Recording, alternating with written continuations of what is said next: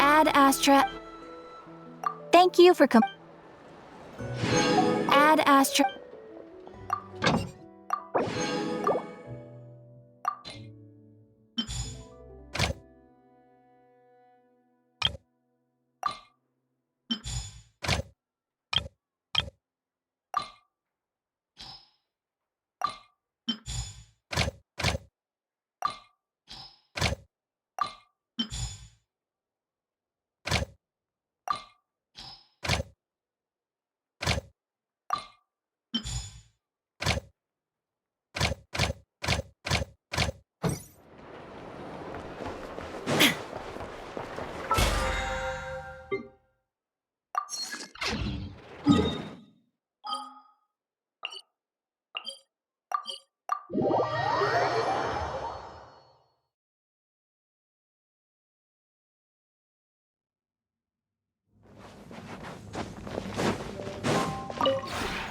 This realm is...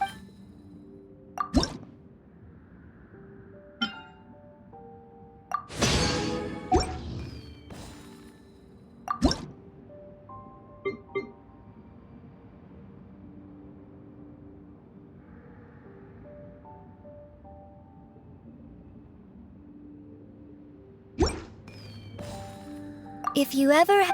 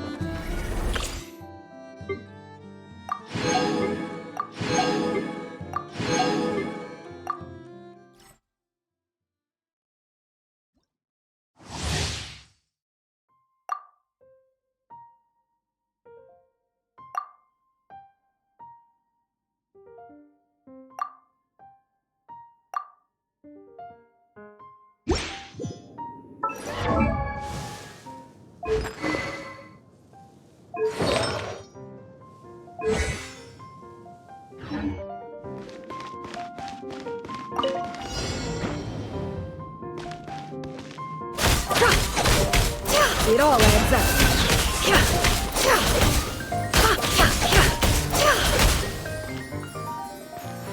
Can't hide the truth. Seek within.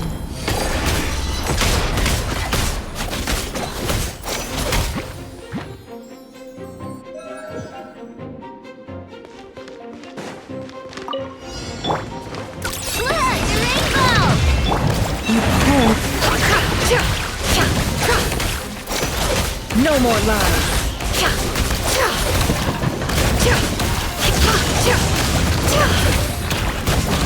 It all falls into place. Ding-dong water bomb! Leave this place. It all falls into place. Time to come clean.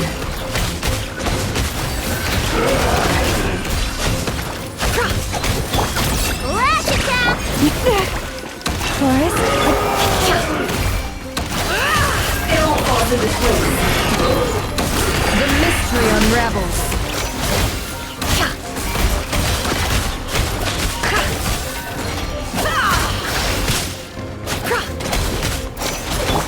On this! Ding-dong!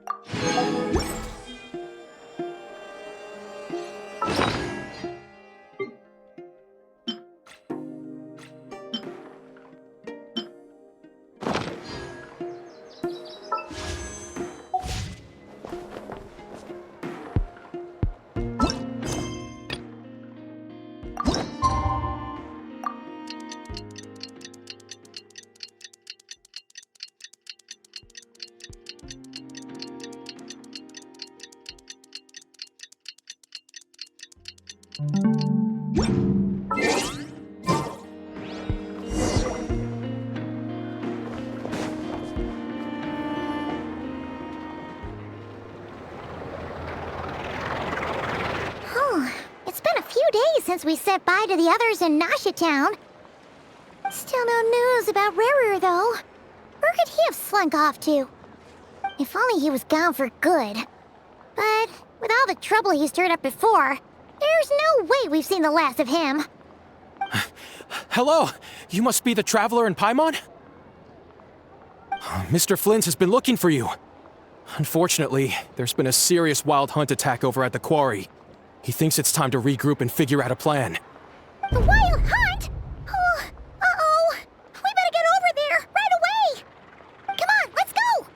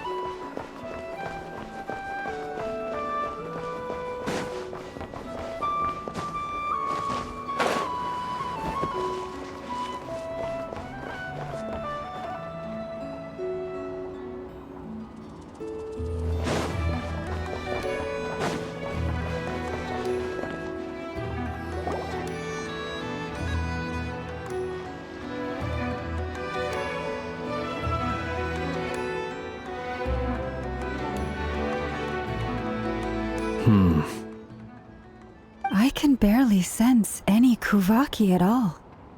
This whole area feels like a soulless husk.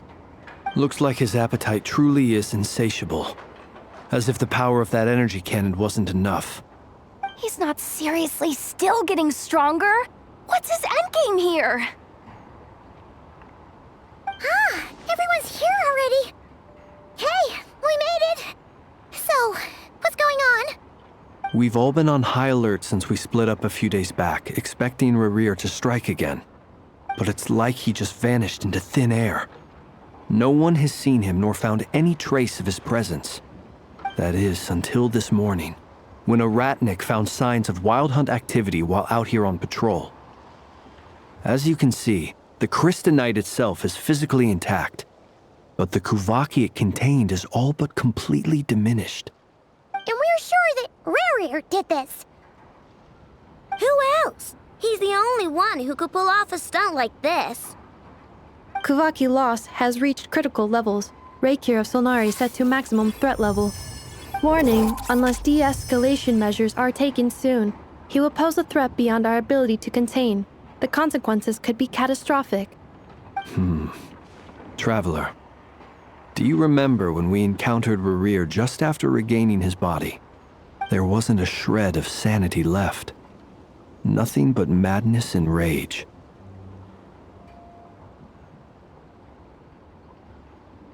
Yeah, didn't he shout out a bunch of names? Then he started raving about how nothing in this world mattered to him. Oh, Paimon gets chills just thinking about it. Oh, but the thought that he's still out there, lurking somewhere in Notcry, waiting for his chance to strike? Oh, even chillier. Last time we fought, we were already at a disadvantage. If he has such overwhelming strength, why would he suddenly go into hiding? Yeah, if I were him and I wanted more Kuvaki, I'd just take it by force. No point staying in the shadows. Unless something went wrong. His whole resurrection thing didn't exactly go smoothly. The other thing is, how does someone who's completely lost their mind still have the wherewithal to cover their tracks so perfectly? Beats me. According to certain medical studies, insanity does not always entail a complete loss of rationality. It may be that he is simply living in a world of his own. That actually sounds about right. He was ranting away to himself the whole time, like he had zero interest in talking to us. There are many unanswered questions here. He could be right under our noses, and we'd still be in the dark. Besides his name and title, we know little about him. Certainly nothing about his past, or what he might be hoping to achieve. Exactly. And we wouldn't even know where to begin looking. Even Boss hadn't heard of the Rerir of Solnari before all this. I'd be willing to bet that even if we gathered together every scrap of intel in Nodcry, we still wouldn't find more than, like, 3 useful facts about him. So, if we do nothing, he'll just keep getting stronger. But if we want to investigate him, we have no idea where to look. Last time we had Marionette and her big robo-buddy to help us, and we still barely held our ground. If we had to face him alone... Oh, Paimon's head hurts just thinking about it. What are we supposed to do against a threat this big? Well, I do have a little hunch about his next move. Given that he attacked the quarry, I'd say it's likely he'll target other places rich in Kuvaki. Somewhere like the Eye of Krati, or the Pillar of Embla. One thing's for sure. If we just sit back and let him keep absorbing Kuvaki, we really won't stand a chance against him. A perfectly reasonable hypothesis. However, it is worth noting that these two locations are quite far apart. To investigate them both, we'll need to split up. I agree, we should split up. Right now, Rerir's goal seems to be gathering Kuvaki, not fighting us directly. Once we're done, let's regroup on Hisi Island. Wait, why Hisi Island? If I recall correctly, your largest goddess statue was carved from Kuvaki-rich ore, was it not? That's right. Yes, it could well be a potential target of his. I should head back and start evacuating the pilgrims.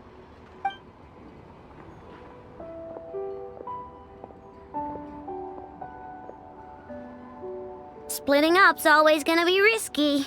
But I guess we don't have much choice, right? We're in a race against time here. And if we do run into Rerir, what then? That's when you follow the 3rd rule of treasure hunting. Run like the wind. Didn't you say the 3rd rule was go with the flow? I don't know. Did I? Anyway, whatever. In this situation, go with the flow means go find backup. Agreed. If anyone finds so much as a trace of Rerir, do not pursue him. Get out of the area and alert the rest of us as soon as possible. We need to put safety first. All right, we'd better get moving. Come on, Anefa, let's go.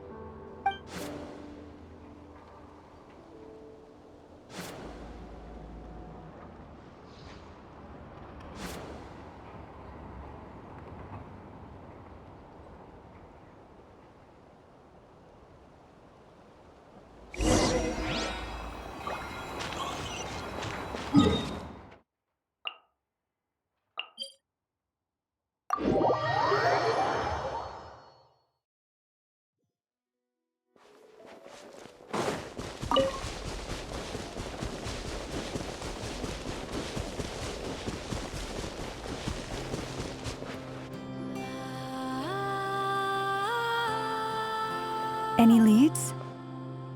Nope. Diddly squat. No clues to where he might be hiding. It's like he's a ghost. It feels like we're sitting on a powder keg that could go off at any second. Ugh, I hate this feeling. I'd rather face him head on than be left hanging like this. So, you guys didn't find anything either? Not loving the word either. How about you, Flints?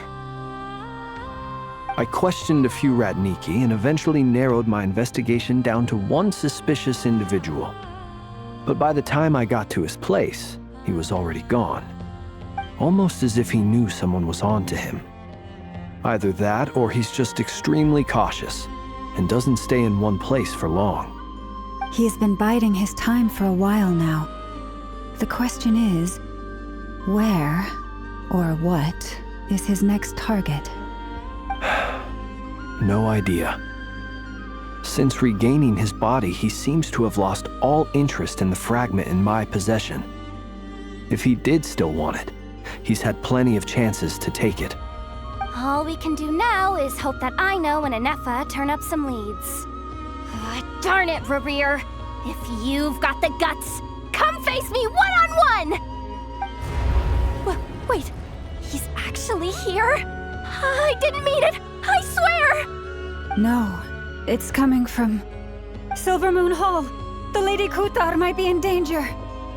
Let's get over there, quick!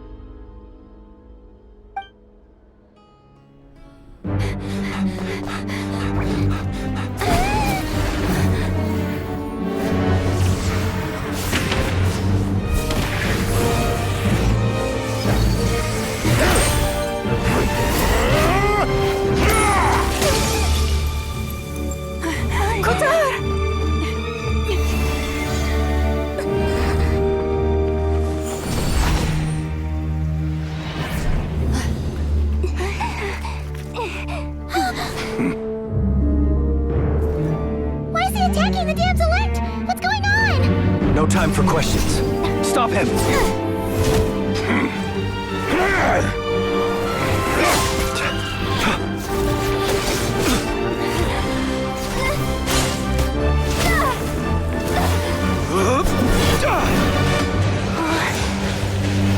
This is insane.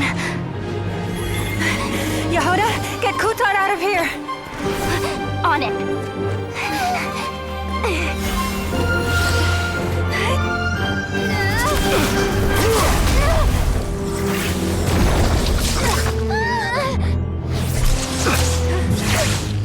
Look where your feeble light has gotten you.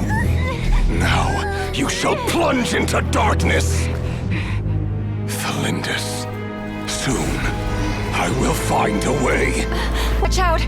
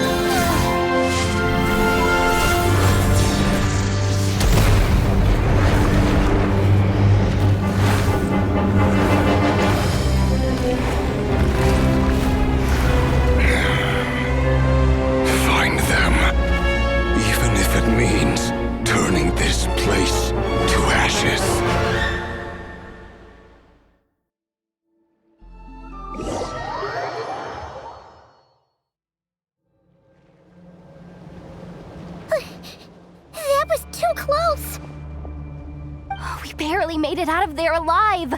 What's that guy's deal? How'd he get so crazy strong?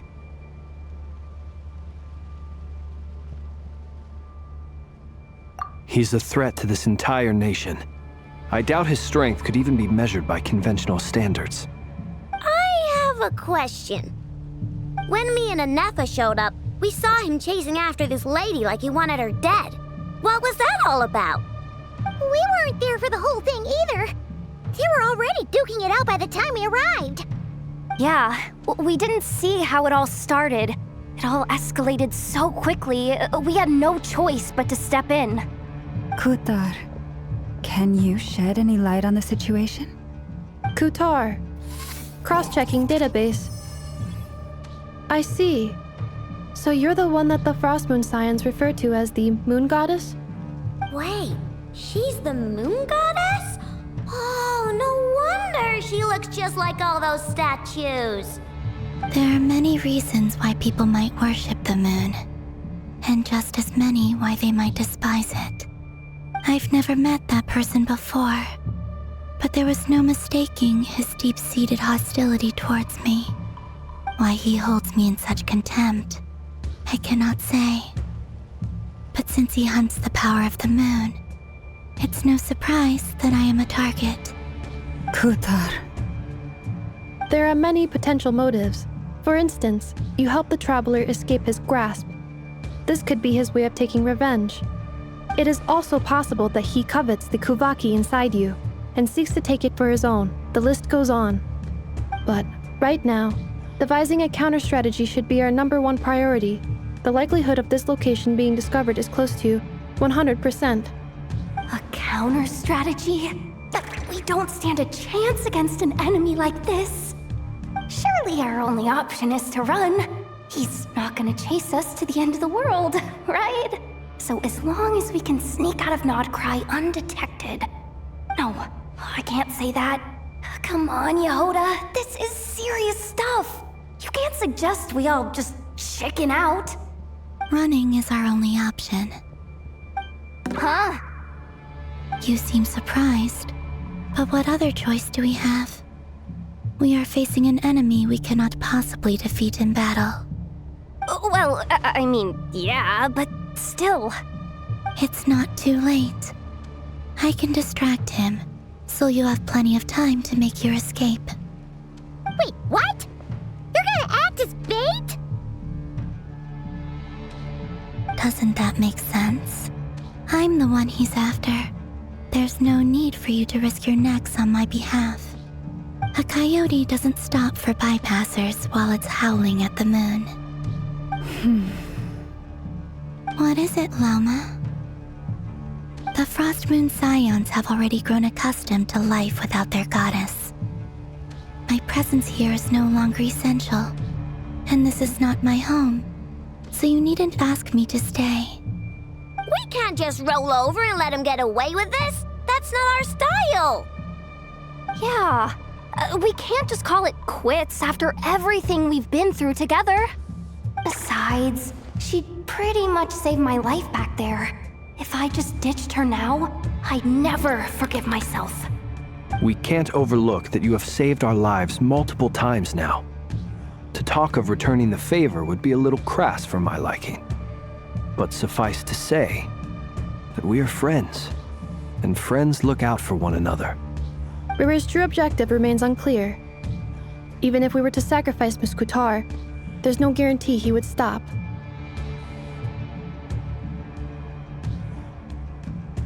But Kutar, I know why you left the Frost Moon Scions so long ago.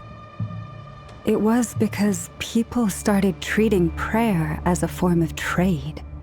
They would make self-centered wishes, force you to accept meaningless offerings in return, and then expect you to perform miracles for them, as if that were their entitlement. If it were me, I might have walked away too. But I believe that time can change everything, and that sometimes it takes losing something precious to appreciate its true worth. After much reflection, I've realized that this was never about whether the Frost Moon Scions need you. Any relationship based on need is purely transactional. What I truly hope is that you'll choose to stay, not out of obligation, but as part of our family. You were born here, and now you've returned. Who knows?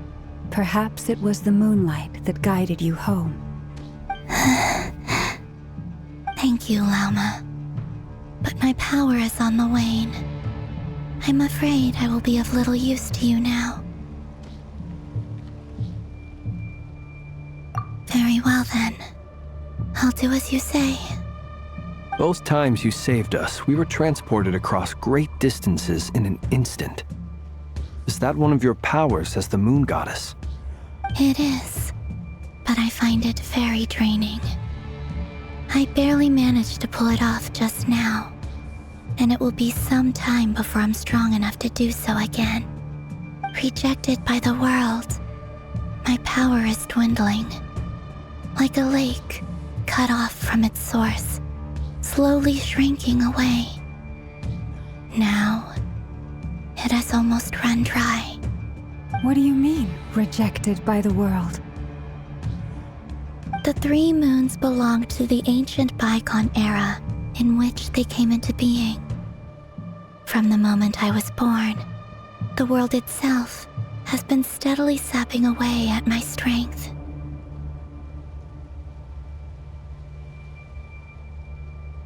The 3 moons are not one and the same.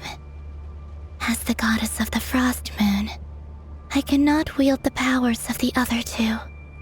Yet moonlight has a way of blending together. Each can reflect the other's glow. So when our fingers touched, I was able to restore my strength by drawing Kuvaki from the eternal moon's marrow. But this method of recovery is painfully slow. If only we could find the... It's the Wild Hunt! Even faster than we expected. We'll have to finish this conversation later. See how those Wild Hunt creatures are running away from us. They're likely just a scouting party, which means Rerir won't be far behind. Then what are we waiting for? Let's get the heck out of here!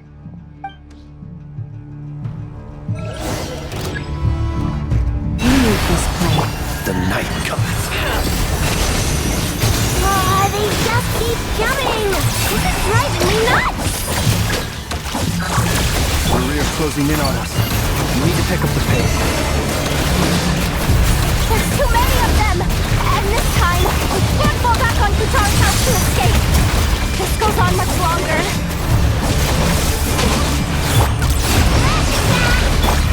Beware the creatures of the night.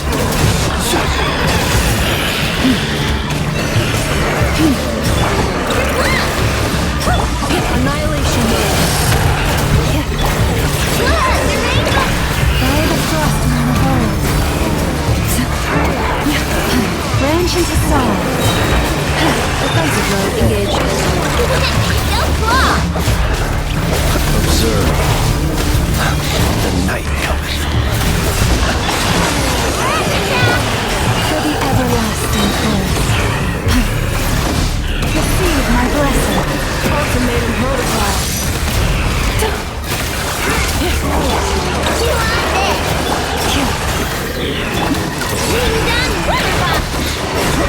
Beware the creatures of the night.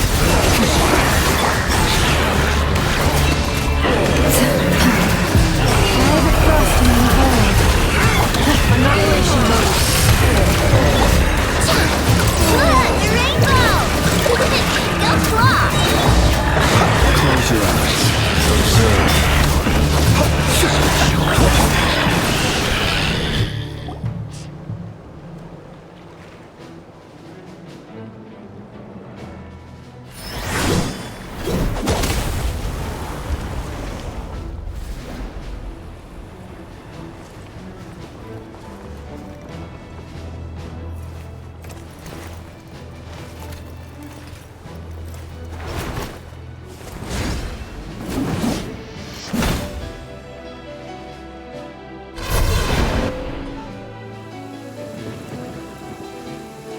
What's the matter? Bit off more than you could chew? Who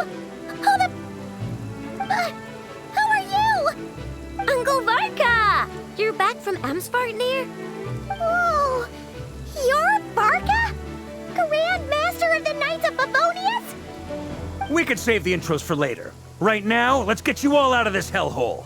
Follow me. I know somewhere you'll be safe. Oh, is that where I think it is? That's the one. Come on, move! There's no time to waste.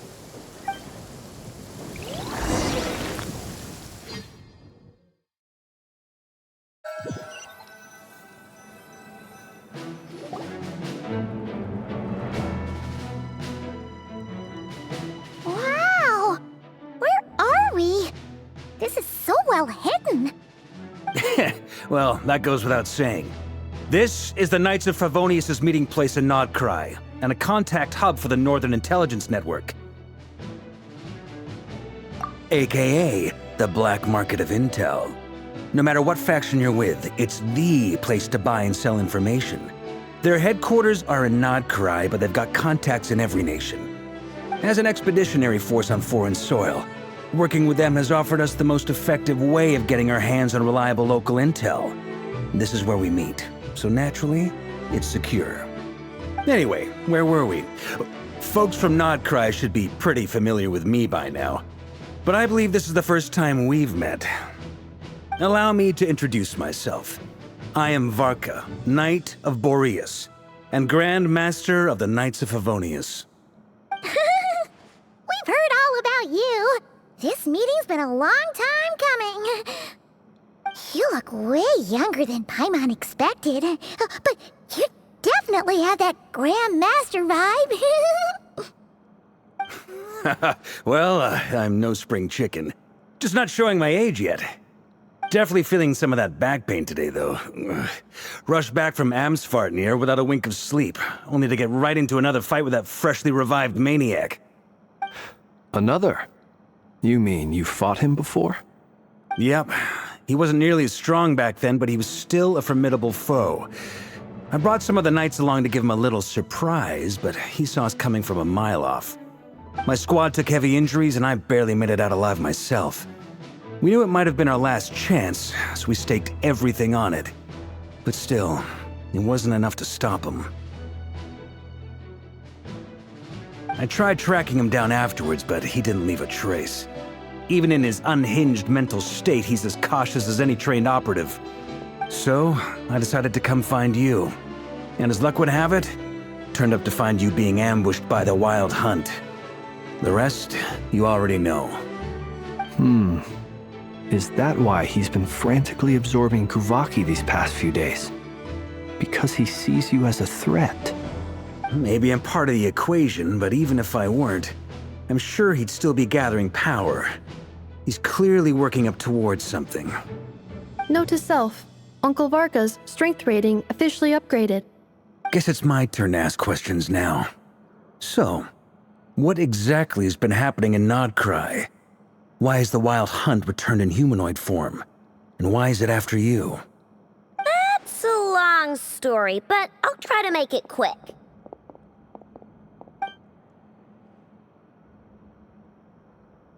Wow, I had no idea so much had happened. Sounds like you guys have really been through it. So, the Kutar is actually a Fatui Harbinger.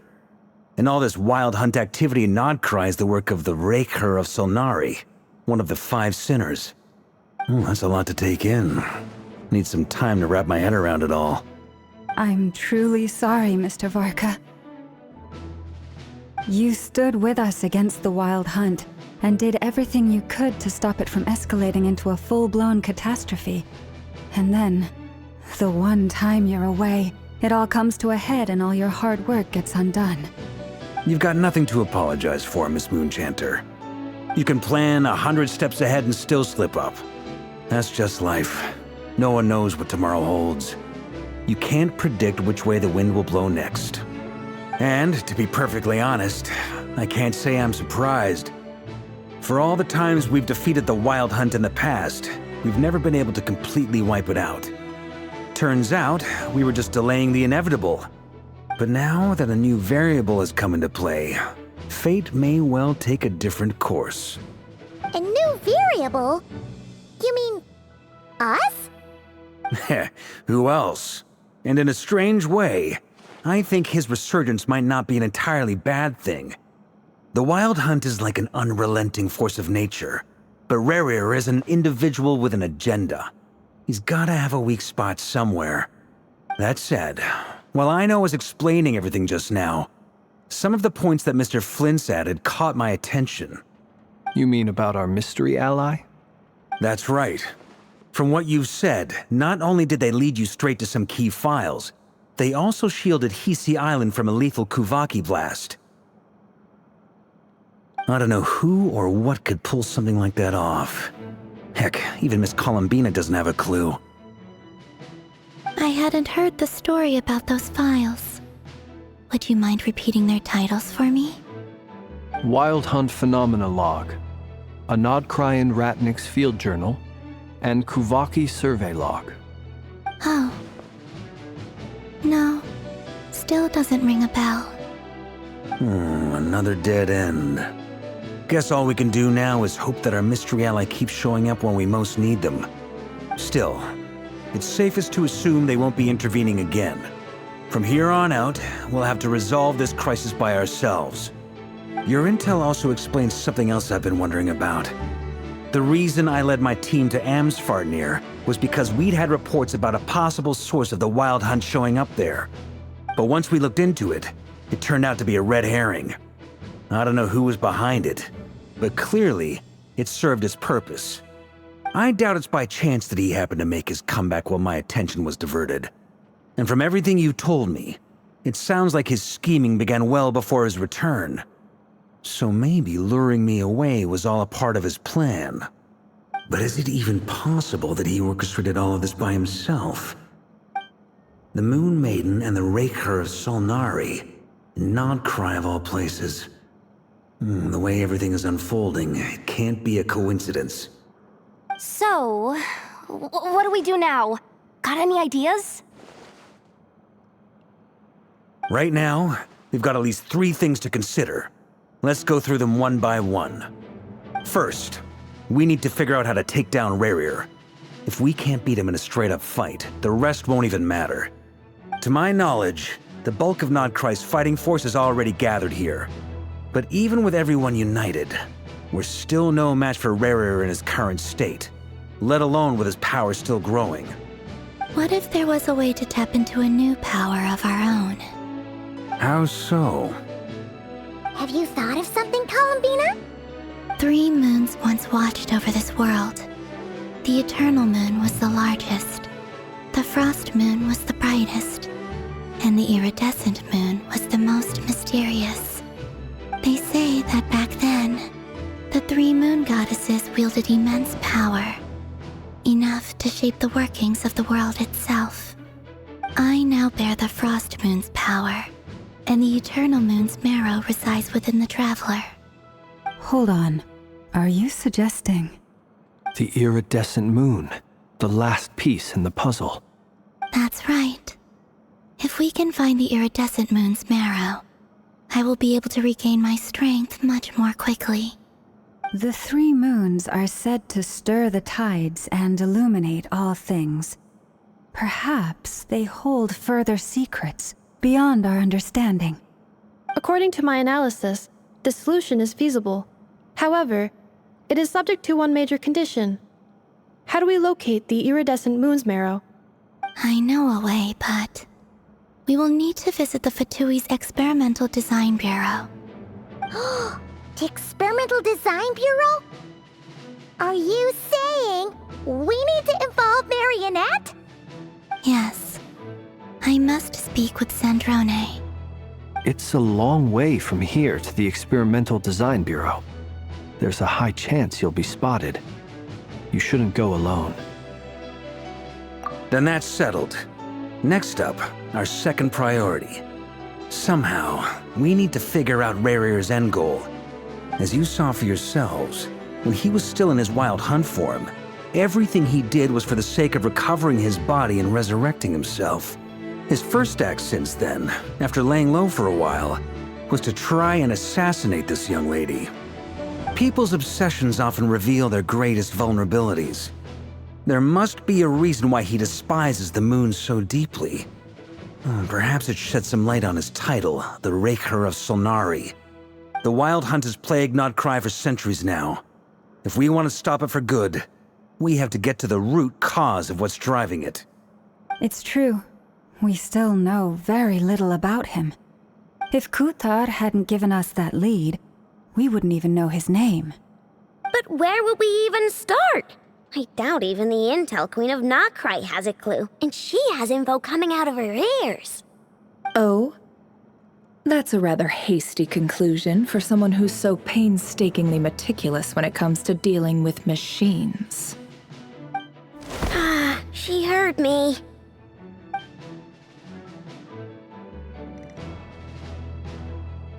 Boss! What are you doing here? I'm now asking myself the same question. I received a letter from a humble knight of Favonius, requesting a meeting to discuss a major business deal. But it looks like this humble knight had something else in mind. Details, details. Miss Neffer, the important thing is that you've arrived at the perfect time. Since his failed ambush, I've been racking my brains trying to come up with a plan to fight Rerir. Given the severity of the situation, I think it's fair to say that our only chance lies in uniting as one. And I'm talking all the factions in Nodcry.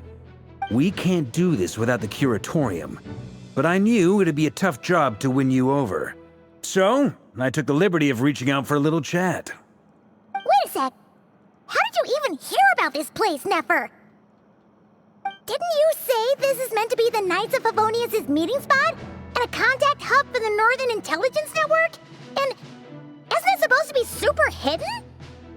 You really think he could have gotten settled in Nodcry without my help? Besides, I'm the one running this gig. Of course I know where the meeting place is. Allow me to introduce the current head of the Northern Intelligence Network. If it's intel you're after, she's your woman. Pretty much seen and heard it all. Please spare me the flattery. Let's cut to the chase. Seems like you've run into some trouble, huh?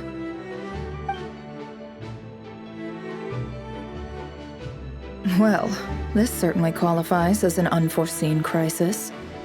On behalf of the Curatorium of Secrets, I wish you all the best of luck. So you're just going to sit this one out? Why should I get involved? What could possibly be in it for me? What if we told you we can't do this without you? Oh? Then I'd say, you'd better make it worth my while. I don't work for free. I can't put a price on something like this. It's just not in my nature. But then again, you and I have always been polar opposites in this regard. So I can't exactly say I didn't see this coming. If you insist on compensation, I will pay you. Consider this a formal commission. Sound fair? You just don't give up, do you? Too bad. I know you well enough to know you can't afford my prices. The riskier the job, the more it'll cost. And a Moonchanter's stipend isn't exactly generous. Unless you're planning to start passing the donation box around among the faithful. Boss, just a thought. If they come up short, maybe you can take the difference out of my next few paychecks. Things got really dangerous during the fight with Rerir.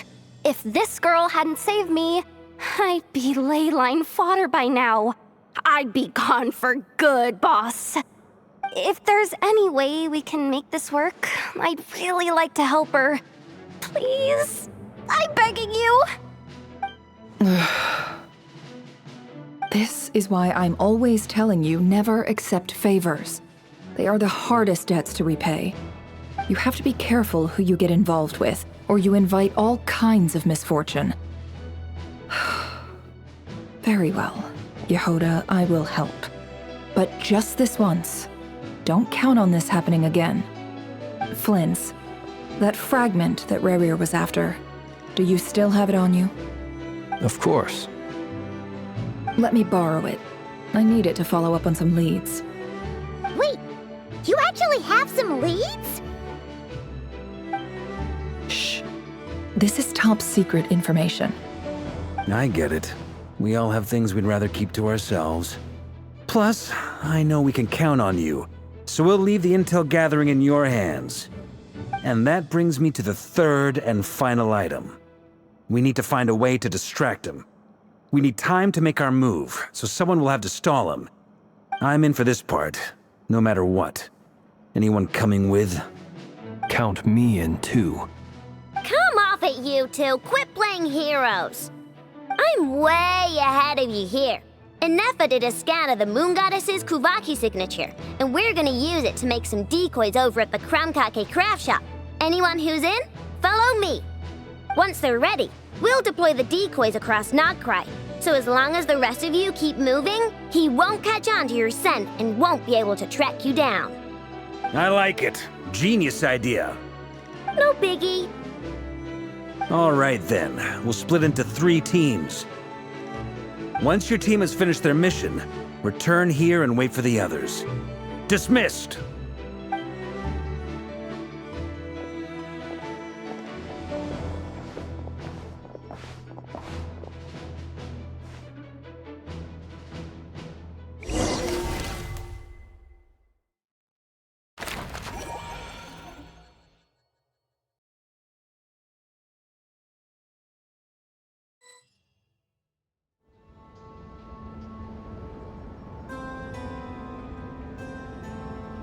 Lady Damselette. Wait, and you two? What are you doing at the Kuvaki Experimental Design Bureau? We've been doing our best to mind our own business lately. But if you're just gonna waltz up here like this, you're seriously pressing your luck. Don't blame us for doing what we have to. Huh. You really think that's gonna scare us off? We're not looking for any trouble. I just want to see Zandrone. Do I need to remind you that you're still a wanted fugitive for deserting us? Out of consideration for our former ties and the crisis we're all up against, we'll let you leave in one piece. But don't even think about trying to get inside. Let them in. But... Are you going to make me repeat that? No, my lady. Zandrone seems to be in a good mood. Must be maintenance day.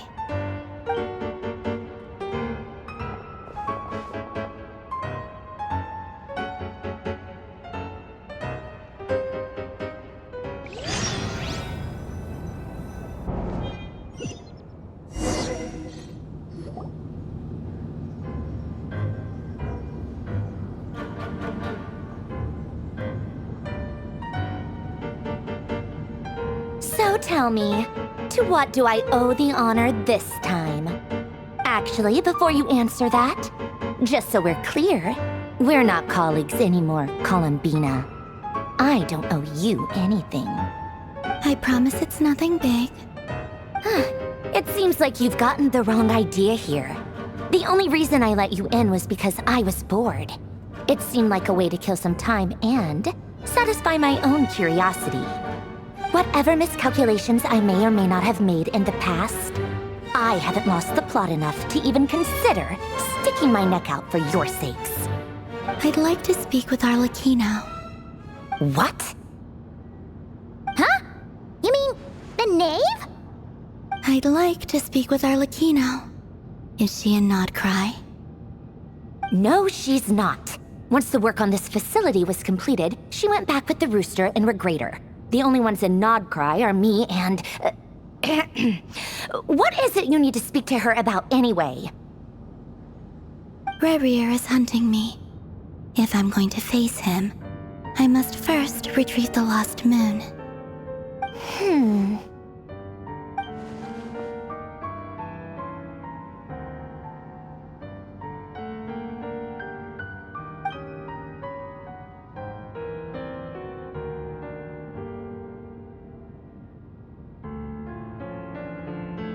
Is that a no, then?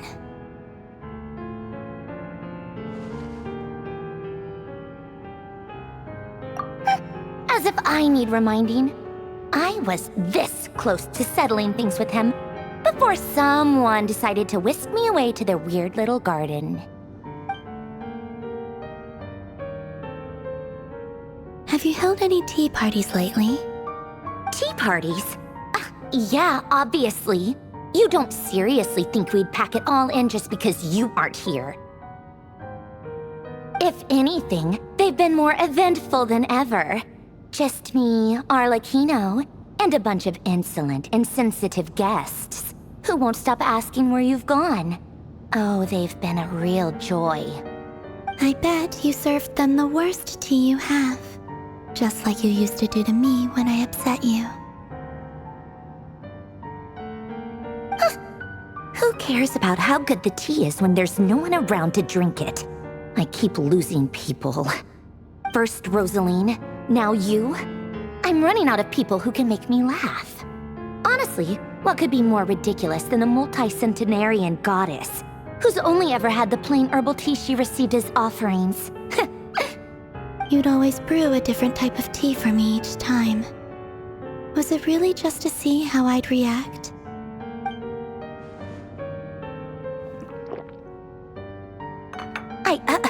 Well, duh.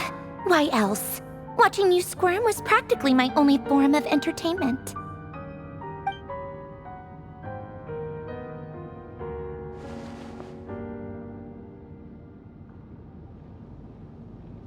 Oh, yeah. And Capitano sometimes used to bring Tartaglia around, too. But I guess we won't be seeing him again. Well, I guess we are overdue for a get-together. Polonia! Have Fevronia pass a message to Arlencchino for me. It's time for tea. Will suffice. Pass along a message for me, too, if you would. My body cannot contain the marrow of 2 moons, so I'll be leaving one of them in her care. Excuse me? Who said you were on the guest list? If my tea meant that much to you, maybe quitting the Fatui wasn't your brightest move. Back when you were under the Tsaritsa's protection, no one would have dared come at you so openly. But that protection didn't come for free. In fact, I paid dearly for it. At the end of the day, it was just another transaction. I just got tired, that's all. I never wanted any part in their grand ambitions, and I've had enough of being treated like a bottomless supply of power. It brings back memories from the old days, when I was still worshipped as the moon goddess.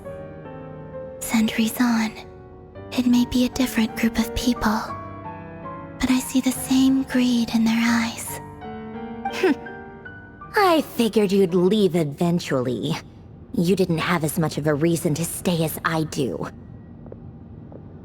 The Tsaritsa gave you shelter and protection, but that was it. Nothing more, nothing less. Meanwhile, the Fatui demanded everything from you in return, until it was more than you could bear. I get why you left. And frankly, I have no interest in dragging you back just because the higher-ups told me to. But if you keep hanging around with this riffraff, the next time we cross paths, we might be enemies for real.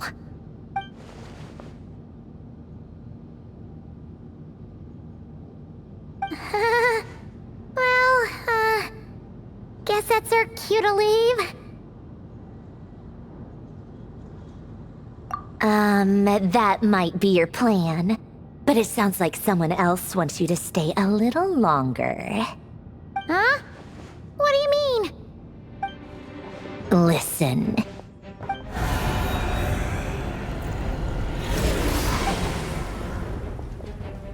My lady, it's the Wild Hunt. A horde of monsters is headed straight for the facility. Ugh, another uninvited guest trying to crash my tea party. Clear the area! I'll handle this.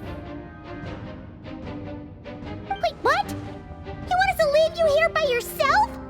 Huh, you'll be lucky to make it out of this alive. You really think you can afford to worry about me? Go on, get out of here. You may have stopped Polonia from crushing him last time, but I've made sure that won't happen again. The entire Experimental Design Bureau is rigged for war. stay and watch if you want, but it'll be at your own risk. You're not flagged as friendlies in the weapon system. Don't tell me what to do! Look, if you're leaving, make it quick. Or you'll just get in my way. There's a secret passage on the second floor. It'll take you right to the plains out back. Stare all you want, Columbina. You're not getting another invitation to my tea party. I know. But thank you anyway, Sandrone. This is exactly why you shouldn't hang around with those people. All their melodrama and sentimental nonsense is rubbing off on you.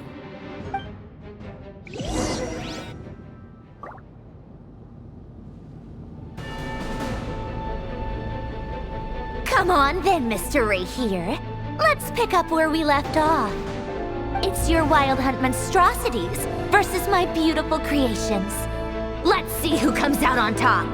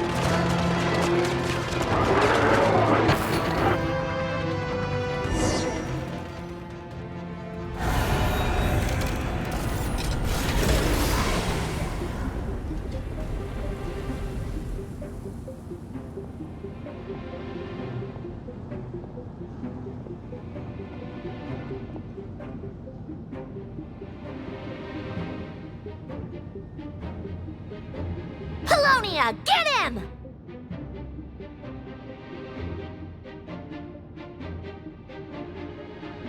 I've upgraded Polonia again since our last encounter, and uploaded every last scrap of your data. So let's finish this, once and for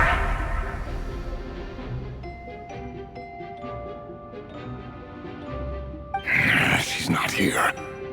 Where did she go? Hey, over here, you big... Cursed moon. Go. Keep searching. She cannot have gotten far.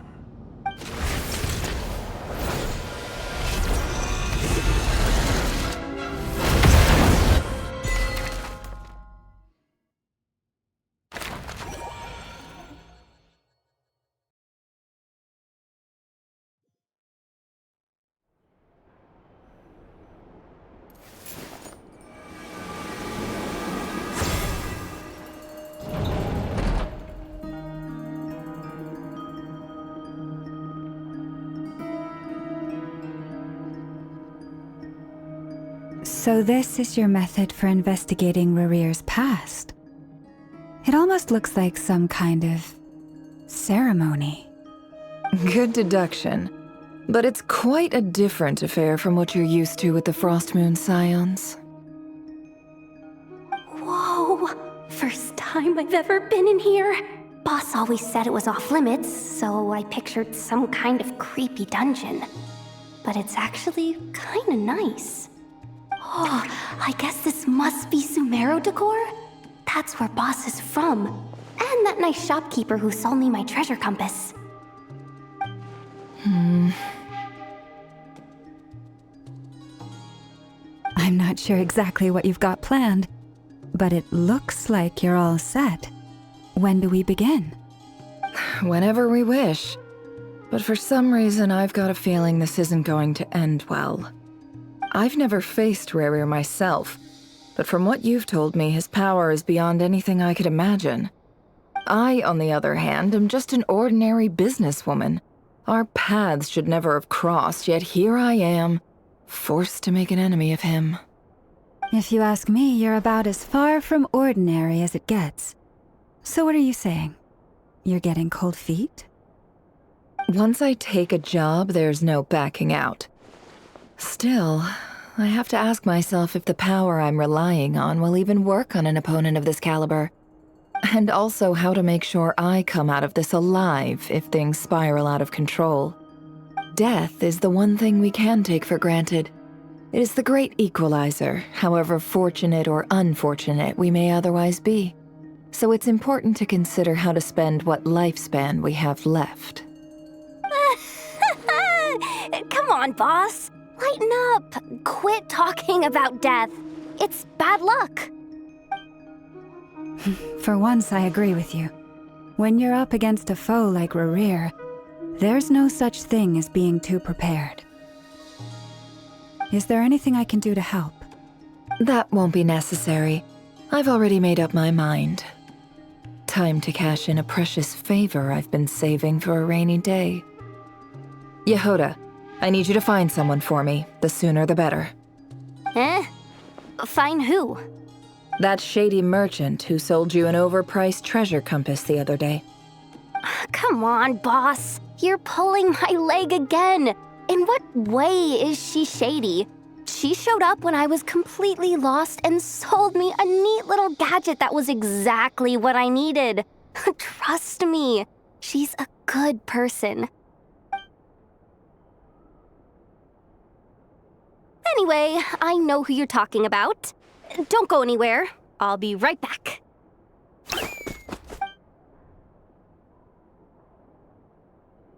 Quit grabbing me. I genuinely can't run any further.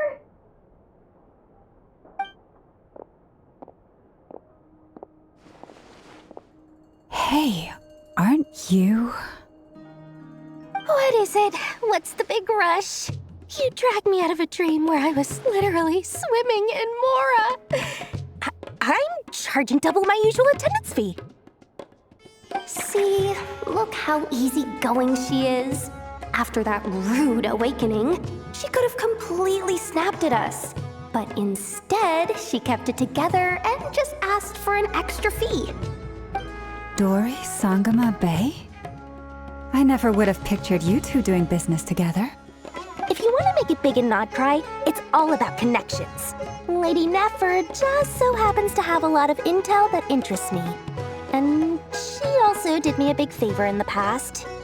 It was back when I first arrived in Nodcry. My trusty assistant, the genie in my lamp, had an adverse reaction to the Kuvaki and fainted. And wouldn't you know it, that's when I suddenly find myself in a life-or-death situation. Good thing my compatriot was there to swoop in and save the day. I've been giving her a 30% discount off all of my goods ever since. Now, so that no one here feels left out, I'm willing to extend a 20% discount to fellow friends of Boss Nefer. Plus, any other friends you send my way will enjoy 10% off. What can I say? The great Lord Sangama Bay is nothing if not generous. So, let me guess. You've run into some trouble? I've got everything you could possibly need, and the more you buy, the more you'll save. You guessed correctly. What have you got in the way of survival gear? The one type of gear I've never been short on. What are you looking for? A jetpack fresh from the Academia's labs? An ancient suit of armor dredged up from the bottom of the sea? At the very least, I need to know what kind of opponent you're dealing with here. If even you're worried about staying alive, it must be pretty serious. What if I told you it's someone with the power to bring a nation to its knees? Is that so? Then we really are talking top-shelf treasures. I don't have anything like that in stock right now. I'll have to ask my supplier.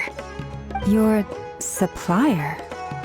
A powerful woman, make no mistake. I can't reveal her identity, but luckily for you, I hear she's planning to visit Nodcry in the near future. If you're willing to wait, I can ask her when she's here. Can't say exactly how long that'll be, though. Then, let me put it another way. What would you do if you encountered an enemy like that? Roll over and serve yourself up on a silver platter? Of course not! I have a handy little trinket from one of my generous suppliers, which... Hold on. What exactly are you getting at?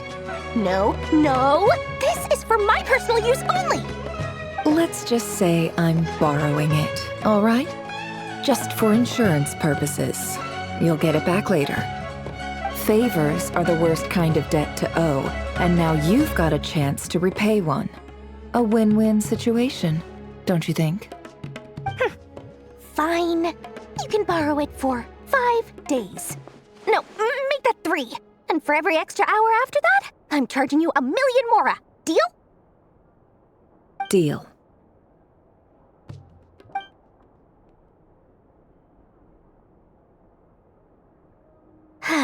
What a way to start the day. Now, was there anything else you wanted? Or can I go back to bed now?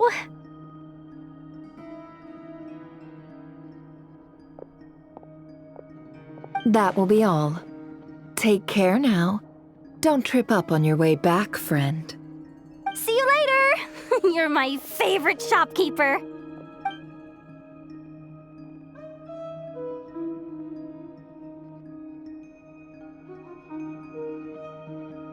Excellent. Everything is well and truly ready. The ceremony can now begin. After initiating the ceremony, your minds will follow me wherever I go. You will see many strange things in your mind's eye. So remember, don't be frightened, and don't make a sound. Now then, let us peer into the Rerir of Solnari's past.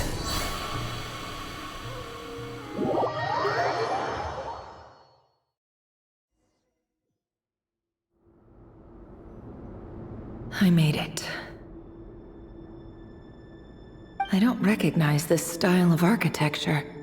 Must be Conrian. Simple furnishings, table and chairs.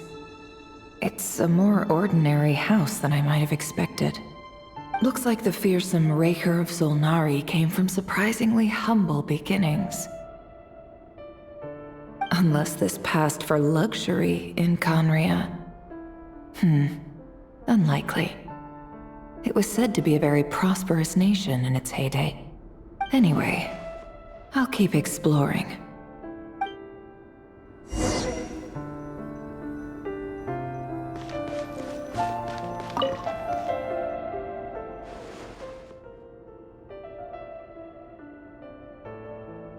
Hi, Rerir. Since you're working extra hours tonight, I thought I'd keep myself busy by checking out that new kebab shop. I've heard good things about their menu. I'll test it out, and if it's as good as everyone's saying, let's go back together sometime. P.S. New stash from the Universitas Magistrorum. I brought some goodies home. A few teacups and a pin rack. Hope you like them. They didn't sign their name, but they must have been close. Sounds like they were living together.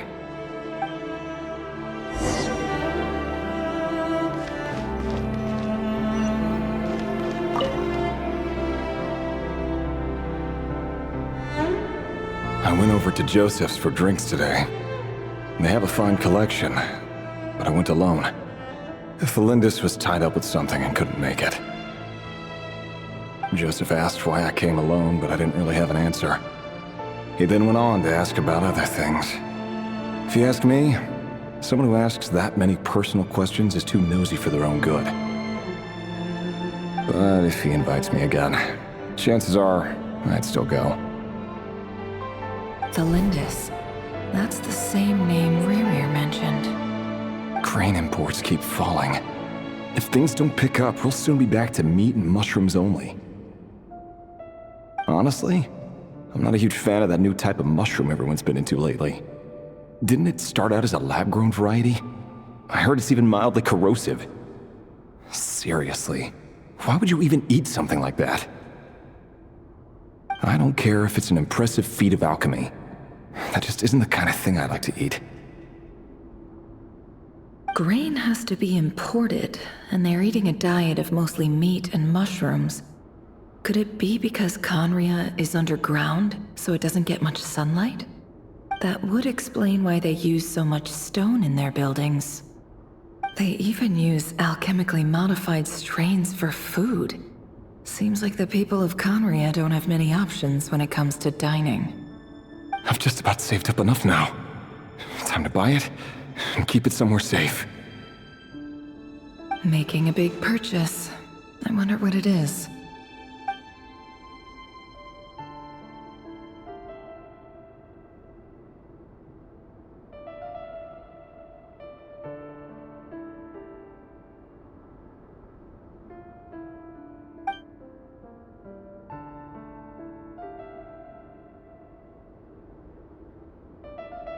He really is a professional. No wonder he's so good at covering his tracks. Despite what he's become, it seems like he's retained certain habits, at least in this regard.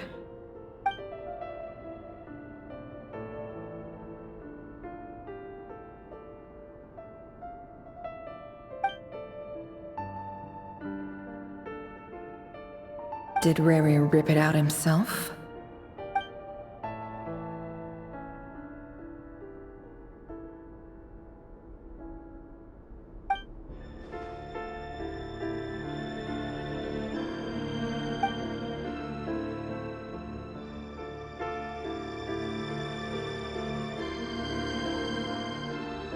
Before I met you, I was convinced that my heart was nothing more than a stagnant pool.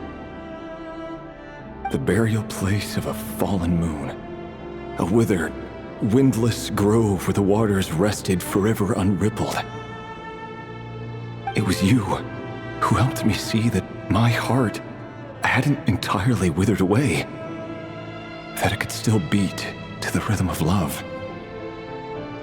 This is just trivial sentimentality from the looks of it. Why would he go to the trouble of hiding that? The burial place of a fallen moon.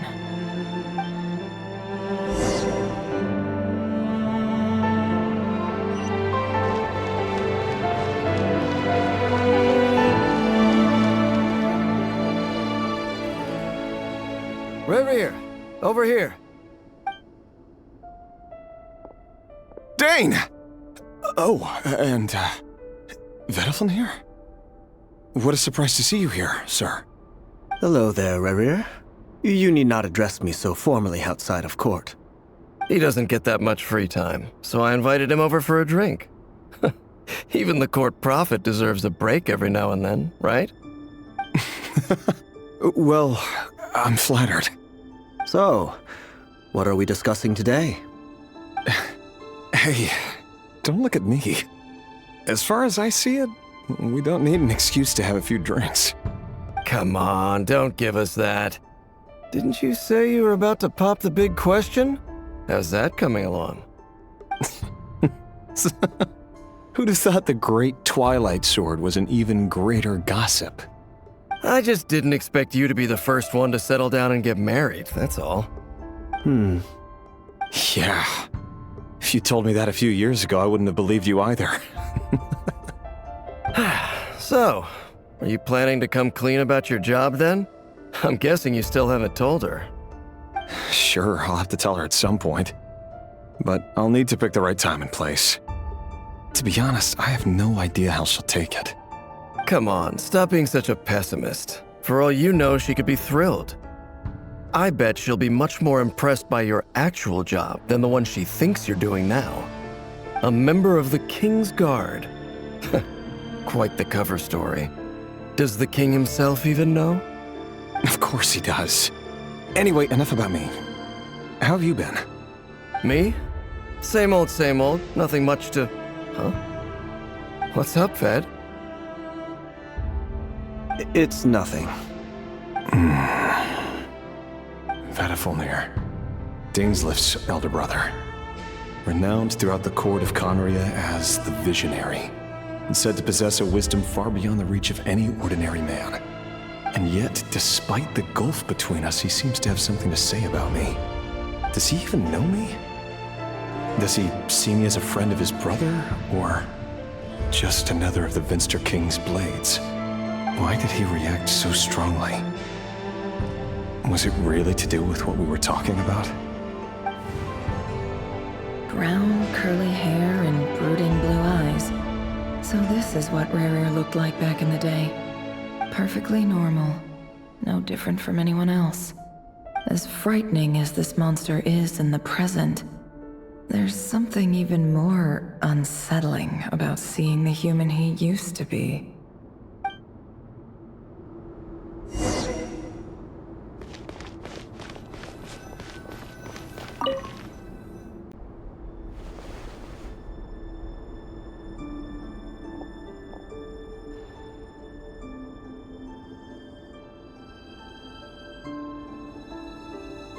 Felindis?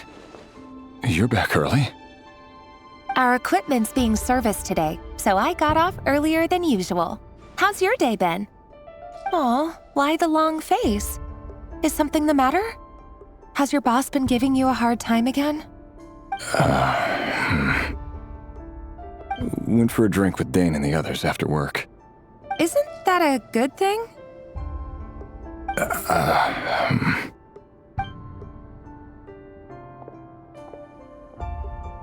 Vediflin showed up today, too. You know, Dainslift's older brother. Ah, Mr. Vediflin. Yes, I've heard of him. They say that everything he says ends up coming true. He overheard Dainslift mention that I'd recently proposed, and seemed to have an issue with it. But when I asked what it was, he kept it to himself. So, you're worried? You could be such a child sometimes, Rerir. We're nobodies. Why would the Visionary be concerned about us? I'm sure someone in his position has much bigger fish to fry.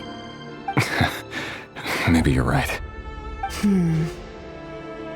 You worry too much, Rerir. We've been together for ages now, and Everything's been going so well, has it not?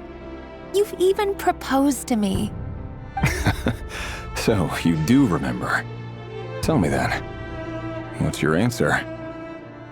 Like I said, I need some time to decide. You can't just rush into things like this. We may be nobodies in the grand scheme of things, but if we want things to work out, we've still got to plan ahead. All right. Take your time. Just don't keep me waiting forever. Nobodies. Sounds about right. In the eyes of people like Battlefield and Dainsleif, what do we matter?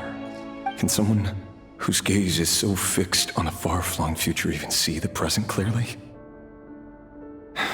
Besides, the dynasty's fate rests with the king and his inner circle. Whatever I do, it won't make much difference. Meanwhile, every idea they come up with and every decision they make, it affects everything. These days, the king is lost in his research, and the purge of the Crimson Moon bloodline grows ever more intense. The opposition tried to speak out, but nothing came of it. And I'm under no illusions as to why. Because we eliminated them and got rid of their bodies. A man can have 1,000 reasons to carry a sword, but there are few good excuses to use it. Yet the king has never even considered a gentler approach, and he never will. What becomes of someone who kills on another's behalf? Can he ever find true peace?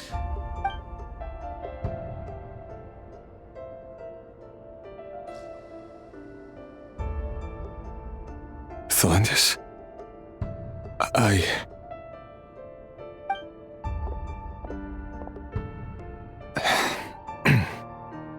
It's nothing. You were right. Fate has never smiled upon nobodies like us. But by the same token, it's unlikely to bear a grudge against us either. There's no reason we can't keep living happily together, cherishing the simple joys of each day as they come. See? You just need to stay positive, Rerir. I can feel your warmth, your breath. You're right there, right by my side. Just seeing you makes me happy in a way I can't explain, and that's something that no one could ever take away from me. So smile, my love. Let go of that frown. You're right, Thelindis. I've just been overthinking things. That's better. Getting caught up about things like this will only ruin our evening. Speaking of which, all set for the ball tonight? I need to go get ready. You go ahead. I just have a few things to take care of, then I'll come join you. Even busier than the big shots, huh? Fine, I'll go get started. But don't be late. If you keep me waiting too long, I won't be a happy bunny. Relax. I'll be there. Seriously, though, you drive a hard bargain. You're really gonna leave my proposal hanging and still expect me to take you to the ball? Well, that goes without saying. I already told everyone I'd be coming with a dance partner. Besides, they're two completely different things. Let's take it one thing at a time, all right? All right. White outfit it is. It seems like Rerir was deliberately hiding his ties to the intelligence services by giving the impression that he was just an ordinary member of the Venster King's Guard. He clearly doesn't want his would-be fiancée to know about his other life. Then again, that's hardly surprising. People in the intelligence trade rarely do. Who'd have thought we were in the same line of work? Let's dig a little deeper.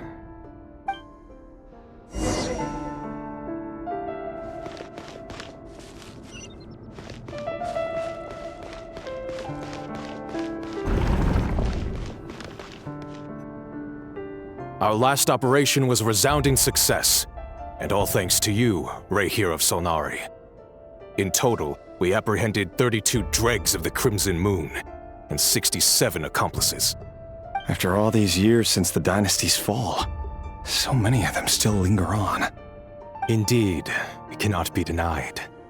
Yet it was destiny that the Crimson Moon should be overcome by the eclipse, and that His Majesty, the all-seeing Vinster King, now guides our nation on the path to prosperity.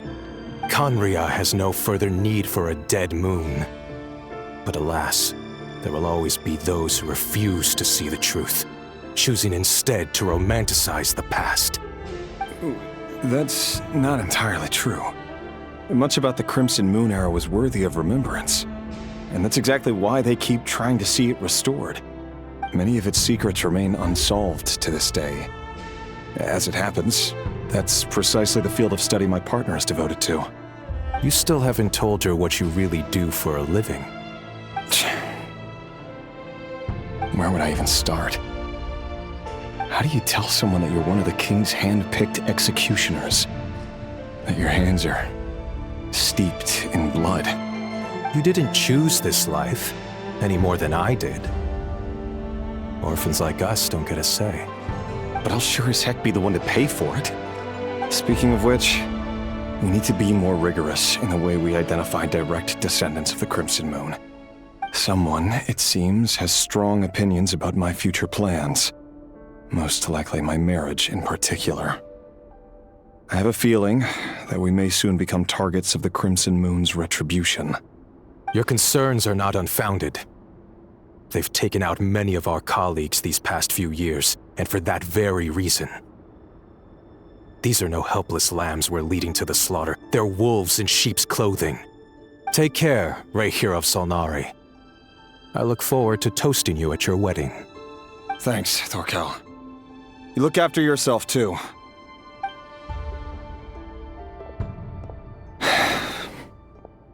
Thelindis, I never wanted to keep this from you. You're the last person I would ever want to lie to. But that's exactly why I can't tell you everything. There are things you shouldn't know. Things you cannot know.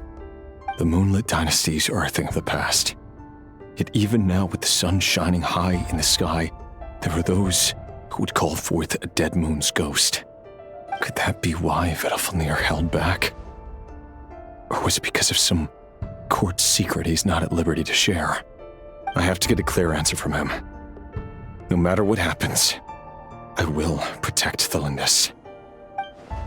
Rerir seems to be very concerned by Vedalfnir's reaction.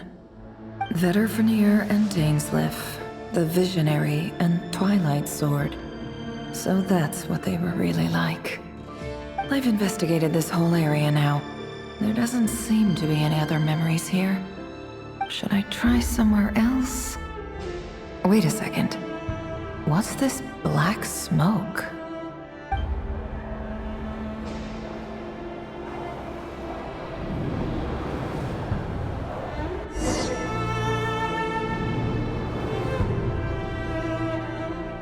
So, he's late after all. Just you wait, Rerir. You're in for it. Big time. Are you waiting for someone, ma'am? Could I tempt you into buying some flowers? Oh, sure. Pick me out a pretty bunch if you would. Thank you. But I'm afraid none of them are as pretty as you. For someone so young, you sure have a way with words, don't you?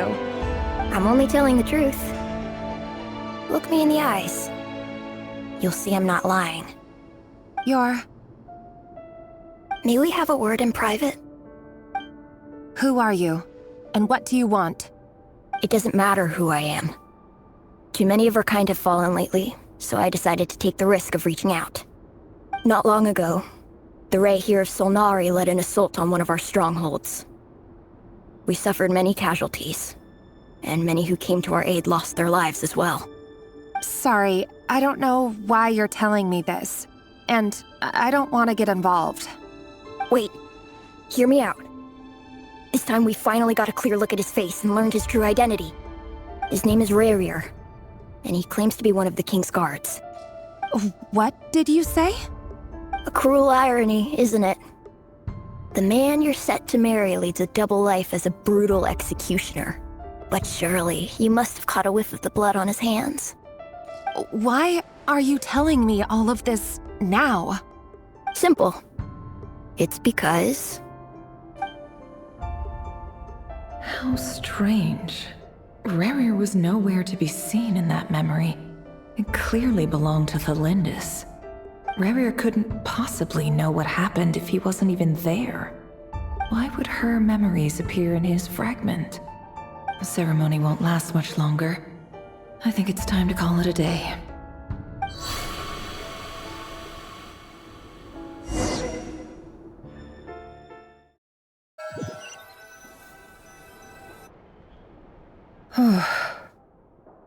So that was your doing?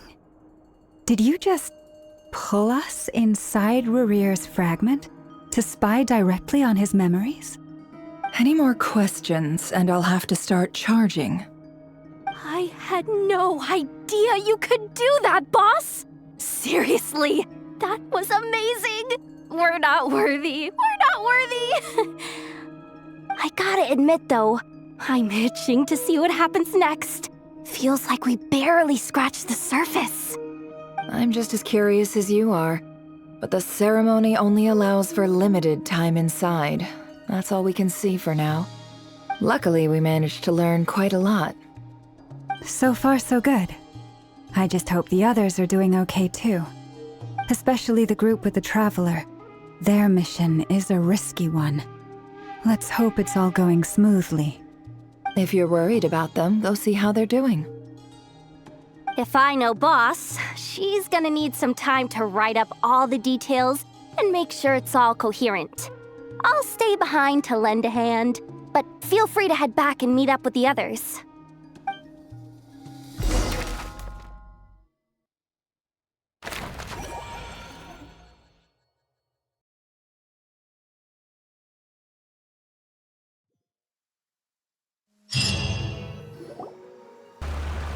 Oh, they've been prowling around for nearly 2 days now. These things just won't quit.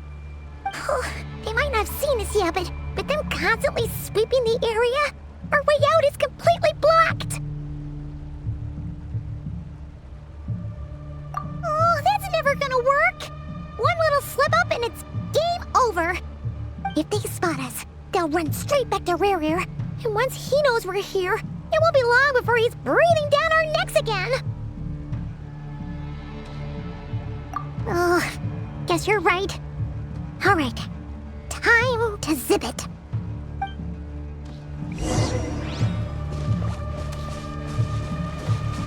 Quick, hide! We almost got spotted. Phew, that was a close call.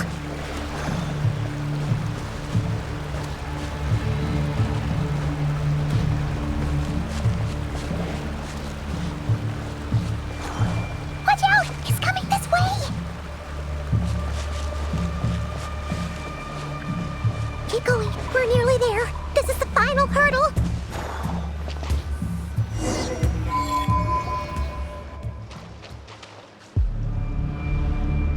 Oh, there's no end to these things!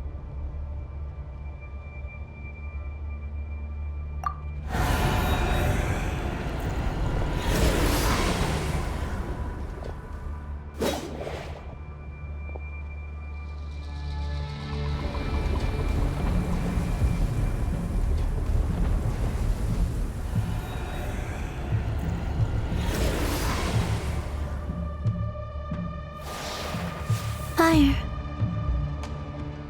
Fire? Wait, what's that smell? Oh no, there's a fire!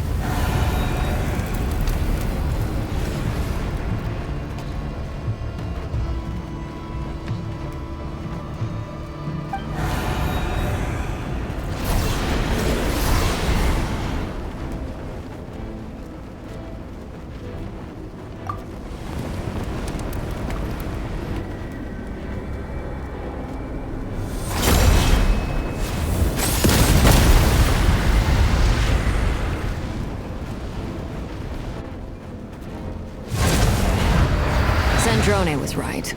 You look weak, Columbina. The old you would never have let such lowly creatures bar your way. Word has it that you did something for the Tsaritsa, and that's why you've lost most of your power. Freedom comes at a heavy price, doesn't it? It's Arlencchino! You came! Hello again, Columbina. And greetings, guests of the House of the Hearth. It's been a while, Arlencchino.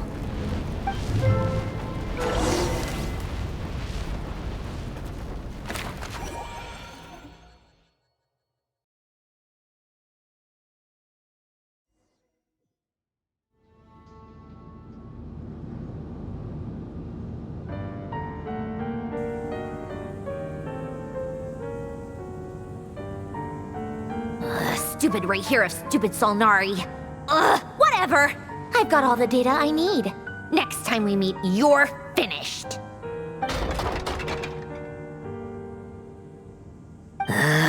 He sure doesn't pull his punches. Excuse me, do you need a hand?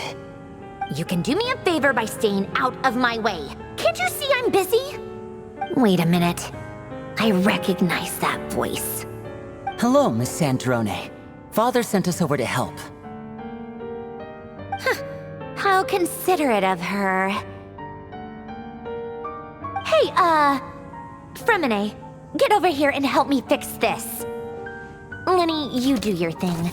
Just keep your sister away from my machines. Nearly every machine that cat girl touches ends up going haywire. Go put her on cleaning duty or something.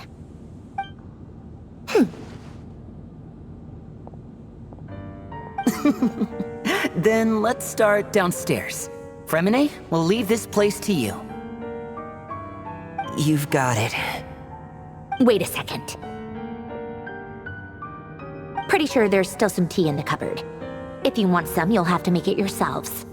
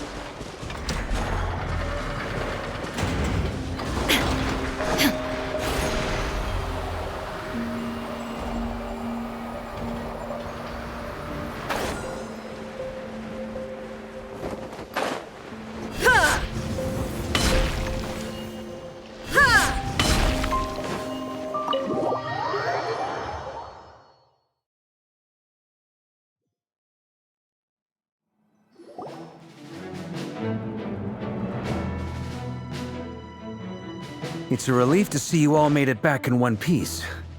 Huh? Feels like there's quite a few people missing. Where's Flint's and the others? And what about Nefer? I returned ahead of them. Flint is helping Ino and Anefa to set up the decoys and buy us some time. As for Miss Nefer... Boss is still wrapping things up on her end. She sent us back to fill you all in on the top secret intel we've been gathering. I see. Then let's get right into it. But first, who do we have here? You brought someone else in to help? Greetings. I was invited here to help as a longtime Tea Party companion of Columbina's. You may call me Arlencchino. Surely it can't be. Those eyes. Oh, where have I seen them before? Wait, of course. In those memories we just saw.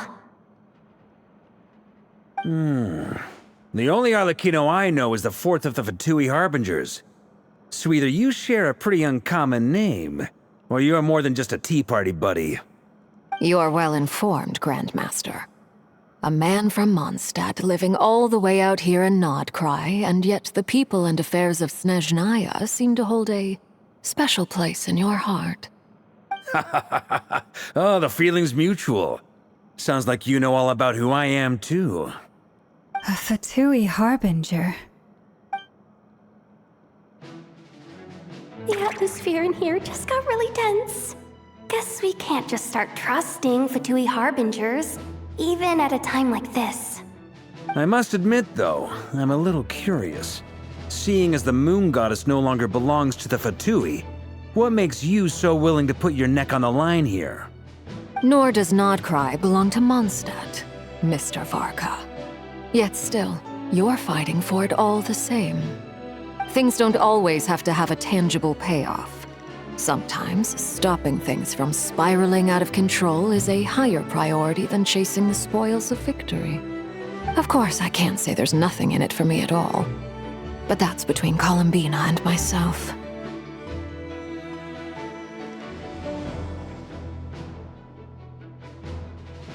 Forgive me. I don't mean to doubt you. It's just that the Fatui really have been the source of many of our troubles. We have our own way of doing things here in Nodcry. But ever since they arrived, the Fatui have treated us with nothing but hostility.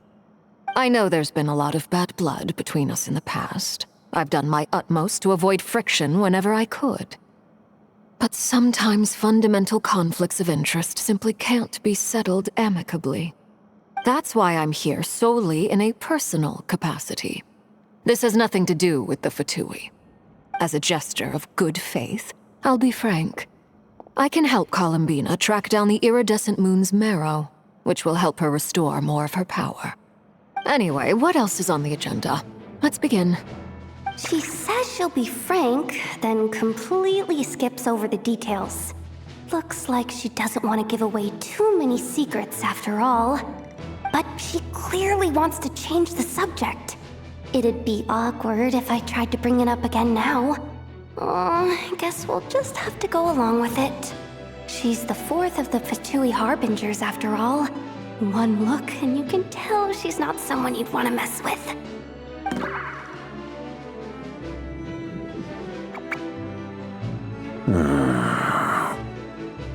Well, since Miss Arlencchino sounds confident in her ability to handle that, we'll proceed to the next topic.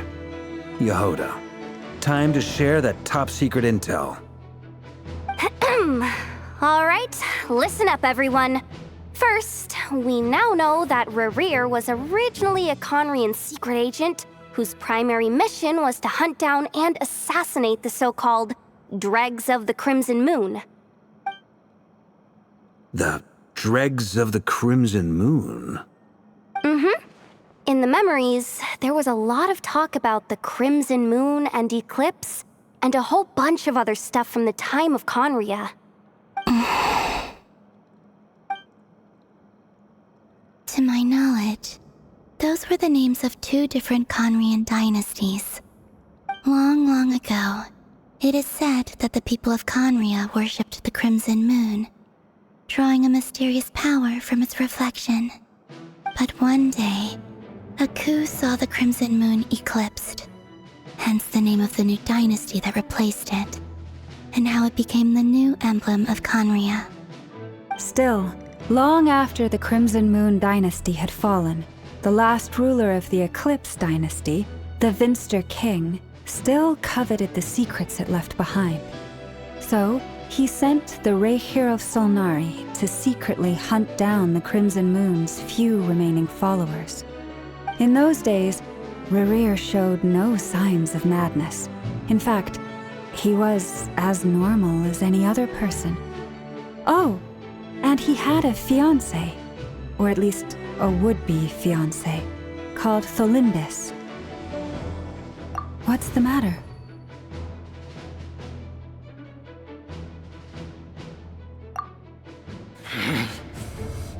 Verfnir, Freindaughter, Flinders.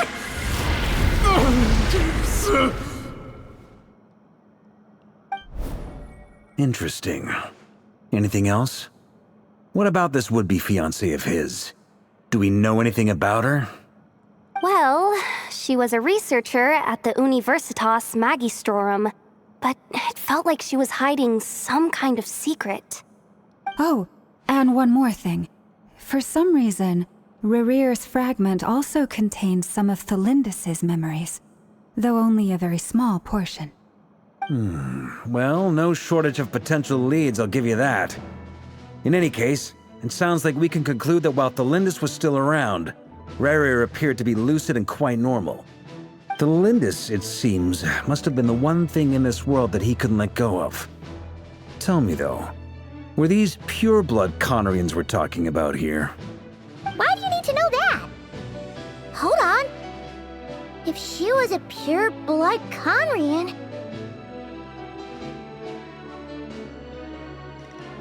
Oh yeah! Just like how it was with the captain! If we could somehow find her, do you think there's any chance Rerir might regain some of his sanity? It's possible, but it would take a miracle. We can't pin all our hopes on that. That merchant who Nefer knows, Dori Sangama Bay. Maybe we could hire her to look into it. All right then. Let's keep working in our separate teams. Traveler, Paimon, Kutar, and Miss Arlencchino will go look for the Iridescent Moon's marrow. As for the others... On the way over here, I noticed that the Wild Hunt monsters had grown even more frenzied in their search for Kutar. At this rate, the people living here will be in grave danger too. So I'm thinking of gathering together some of our followers to go wipe them out. I'll head back to the curatorium and meet up with the boss. Feels good knowing we've all got something to be getting on with. Given that the Wild Hunt has been a lot more active lately, the Lightkeepers have likely begun their own operations too. If that is the case, someone will need to pass the news on to Flint's. I'll hold the fort for now, then discuss our next move with Flint's, Aino, and Anefa when they get back. All right then. Well, the clock's ticking. If that's everything, we'll be on our way. We'd better get moving too. We'll try to buy you as much time as we can. Relax. Just do your thing. Now, I decided to call in some backup since things are getting so hairy. Our reinforcements should be here any minute now. Stay safe, everyone. Dismissed.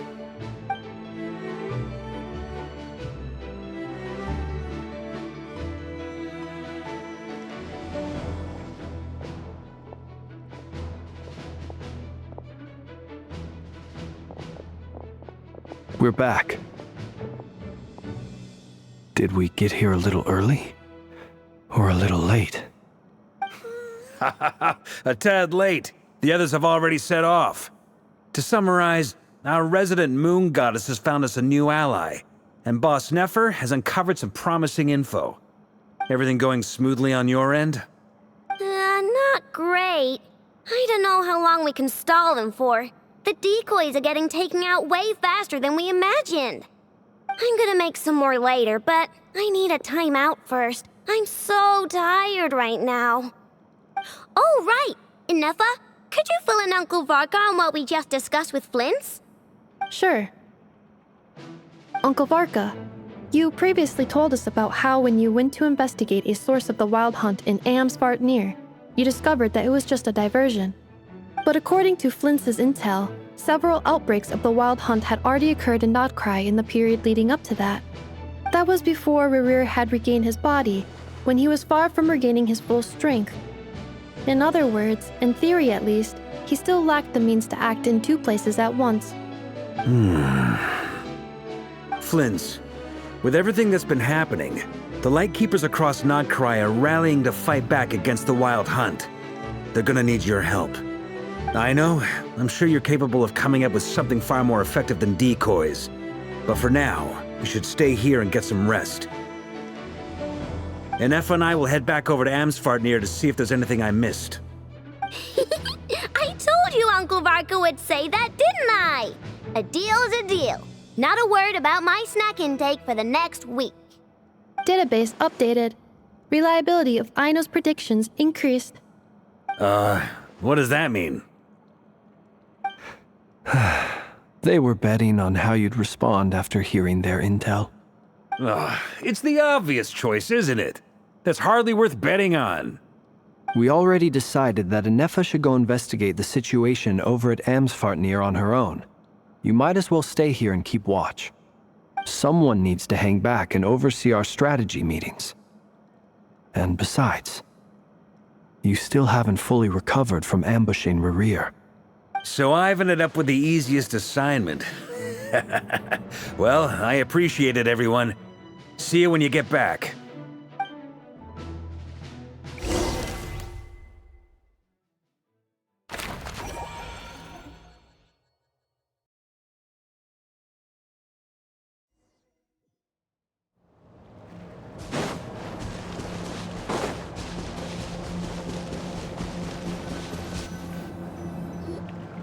Here, this will serve as a good spot to cross over. Arlencchino, hold up a second. Since you brought us all this way, would you mind telling us what you've got planned? We still haven't got the slightest idea what's going on here. And if even Columbina doesn't know where the Iridescent Moon's marrow is, how do you? Simple. Because I am an inheritor of the royal bloodline of the Crimson Moon, and one of the last surviving embers of the Two Worlds' flames. Huh? Are you serious? Isn't you're a descendant of that Crimson Moon dynasty we were just talking about? The one from ancient Conria? Your surprise is understandable. I was also taken aback when I first learned of it. But the more I thought about it, the more I realized the signs had been there all along. When I was young, I discovered I could wield a very special kind of fire. It coursed like blood through my veins and smoldered away inside my nerves. What's more, whenever I experienced strong bursts of emotion or drew too deeply on this power, it was like some kind of presence within the fire would begin to gnaw away at me, consuming me from the inside out. Exactly. That is why my hands are like this, too. At first, I saw it only as a curse, but once I became a harbinger, the jester apprised me of the truth. Together with my own investigations, over the past few years, there are several things that I have gradually come to understand. For instance, take the so-called Crimson Moon. In truth, it is nothing more than the shattered remnants of the Iridescent Moon, fused with the Abyss to prolong its lifespan. Since this blood flame was bestowed upon me by the Crimson Moon, it is a fusion of the Iridescent Moon's former power and the corruption of the Abyss. You all understand the nature of the Abyss well enough. I draw upon its power, and in return, it hungers for my soul. This strange blackness is the mark of corruption it has left behind. If I recall correctly, you once told me that if the corruption ever made it to your heart, you'd become a completely different person. Yes, and that's the reason I'm always careful not to push my power too far. It's essentially a never-ending tug of war. Whew. Sounds intense. Anyway, the rest of my story can wait. Is there anything else about the Crimson Moon or the Iridescent Moon that you're unclear about? Paimon has a question. So, the Crimson Moon that the Carians used to worship was actually the Iridescent Moon, right? Which was one of the three Moon sisters. Does that mean that the Carians were to the Crimson Moon as the Frost Moon Scions are to the Frost Moon? So much of that history has been lost. We have no way of knowing exactly what they were like. But I would suspect that the Conrians weren't as devout in their moon worship as it might appear. The Iridescent Moon's remains simply served as their link to the Abyss. Later on, perhaps someone discovered a way to make direct contact with the Abyss. Or maybe there was some kind of ideological divide. Either way, a dissenting faction staged a coup and drove out the royal heirs of the Crimson Moon dynasty. Still, even with the dark sun looming high overhead, the Crimson Moon's glow never truly faded. If you want living proof, it's standing right before you. The first time we met, I sensed something familiar in your presence. When I looked at you, I felt I could see that mysterious red moon in the corner of my eye. In your flames, I saw its broken image, surrounded by a strange black aura. Well, I appreciate that you kept it to yourself. Much about the Crimson Moon is still a mystery, and I'd prefer not to end up as the object of an insane research project. Anyway, time is against us here, so if there's any other questions, they'll have to wait. I just want to make sure I've got one thing straight. In her letter, Sandrone mentioned that since you are unable to contain the Iridescent Moon's marrow yourself, you intend to leave it in my custody. Correct? That's right. For now, it's the only way I can pay you back for your help. The Iridescent Moon is already part of who you are, so with its marrow in your possession, you'll be even more powerful than before. Deal. Then let's get started. Get what started? What does this place have to do with the Crimson Moon? When I first became a Harbinger, the Jester gave me a book called Parenheri, also known as Leobranto Inamorato. You should be able to buy a copy next time you're in Fontaine. It's a love story set in the Crimson Moon era, but setting aside the tangled romances of its characters, it also records a few interesting details. In the Crimson Moon era, or so the story goes, there was an orphanage that received children from beyond the bounds of this world, and subjected them to a peculiar induction ceremony. Beyond the bounds of this world? For real? And what kind of induction ceremony? The Crimson Moon sages looked beyond this world for beings with powers that surpassed the gods. But fearing they might lose control, they subjected these children to a process of refinement. They made these children crawl up a fireplace and kept asking them, "Have you died? Did you see it?" Until they finally admitted to having died and seen a crimson moon. The adults embraced the children who passed the ritual, telling them, "Within the fireplace, you have traversed the flames between two worlds. Here and now, you are born anew." The book leaves much unsaid, but I suspect that this was their way of branding the children they had enrolled, leaving an indelible mark upon them so that they would forever live in the Crimson Moon's light. That explains why I can't sense the Crimson Moon's marrow in this world. It makes sense that it would be sealed in a special space that can only be accessed temporarily through some kind of ritual. But there's no fireplace here. Do you see a chimney anywhere? Oh, are we supposed to build it ourselves? Okay, fine. Paimon will go find some bricks. That won't be necessary. The fireplace is purely symbolic. The key to the ritual is crossing the flames between two worlds. In other words, the flames that burn within me. Those burned away by such flames leave behind a kind of ghostly afterimage in the world. In the days of Conria, people believed they could be used to bridge the gap between the two worlds of life and death. In short, I can open a passage to that space for you. That's the easy part. The catch is I'll need to stay on this side to keep the passage open, so I won't be able to come with you. Once you're inside, you'll have to find your own way. Very well. Then I'll open it up. Traveler, spare me a little more moonlight if you would.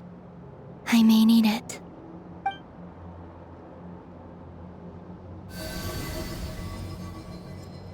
Thank you. I feel like I've recovered some of my strength now. It should be enough to move us across short distances and confront whatever dangers might await.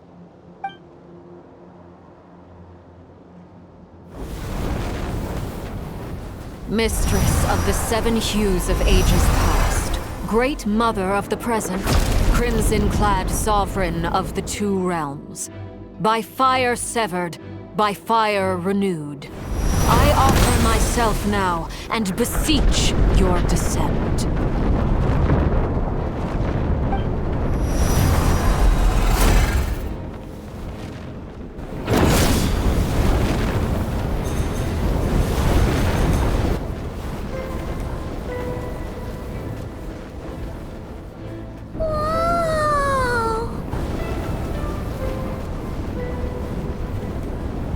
One word of advice.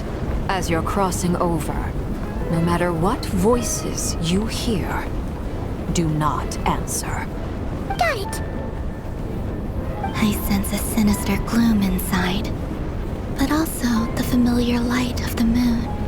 I feel that I am about to meet an old friend who has changed beyond all recognition. All right, let's go.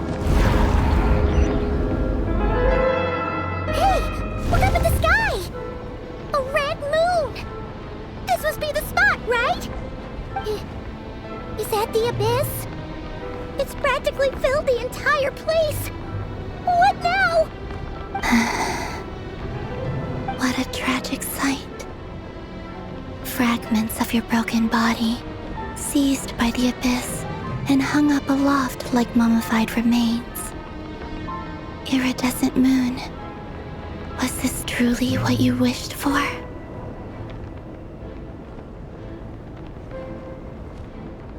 Careful!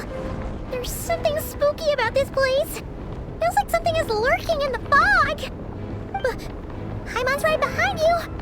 Whatever you do, don't run off without her.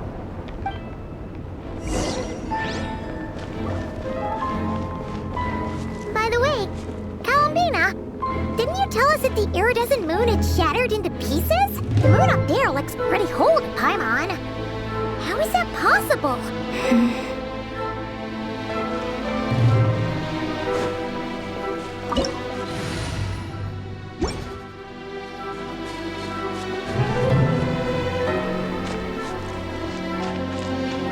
There is no escape! Forest, protect us.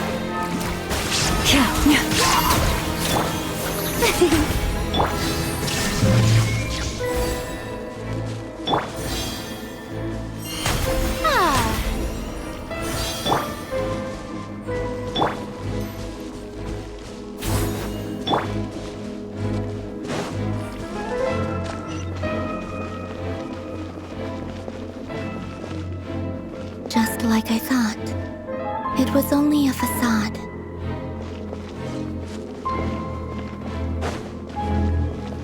Shine down! Strike a pop! Leave this place.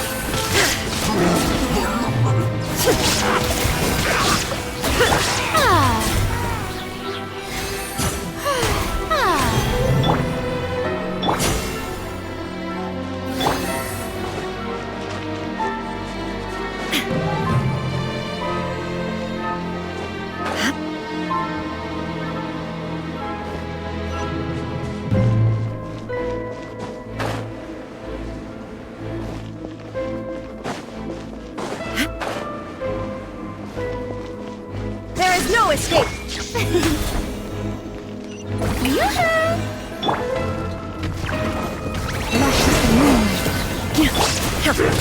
Shine down!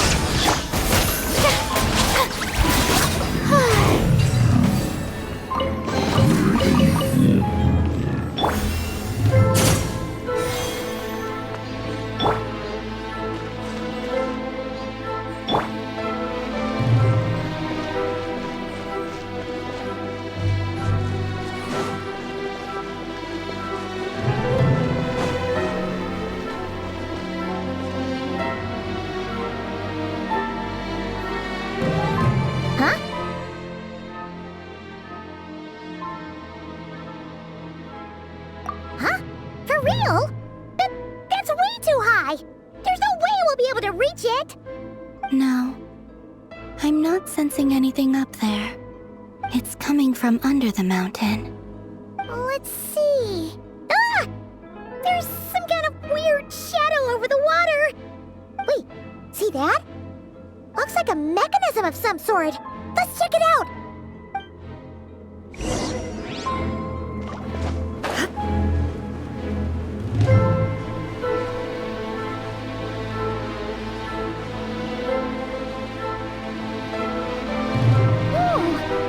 Looks like a device from the time of Kalia. Maybe people once came here to study the Crimson Moon's name, and they left this behind. Oh, if we can activate it, we might find some clues.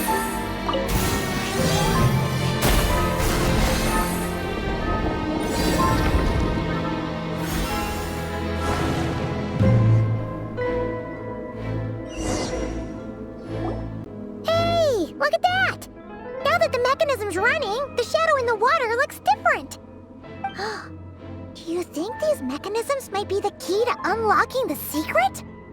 Let's try to find more of them! Felindis, we'll leave the rest of the research in your hands. We'll be heading back now. I hope this isn't ruining date night. Ugh. Mind your own business. Just leave me some snacks on the table. Felindis? Is that Rerir's girlfriend? How come we're hearing her voice here?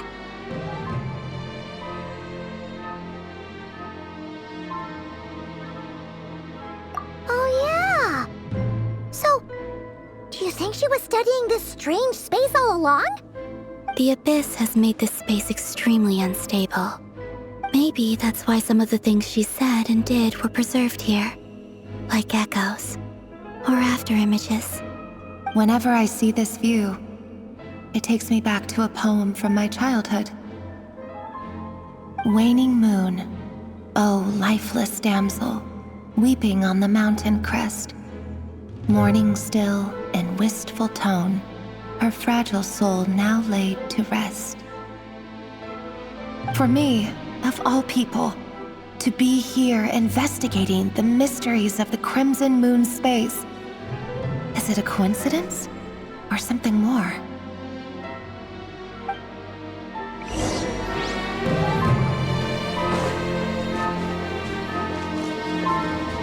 There is no escape! Receive my blessing.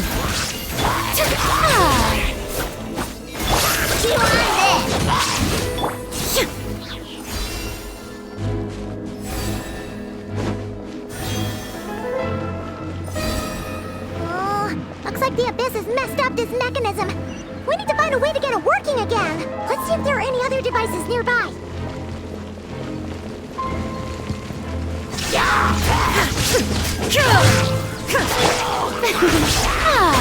Strike a pop! Good luck! Shine down!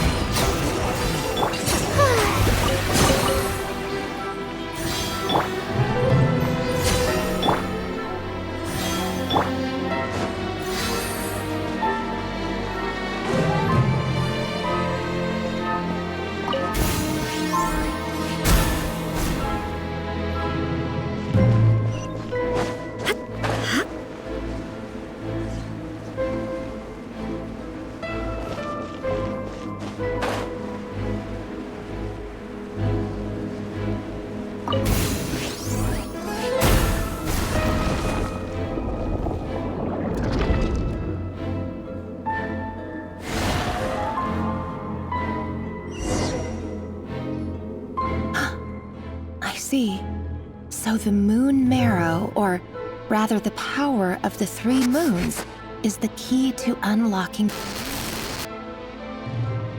If it really does exist, then maybe this madness can finally be put to an end.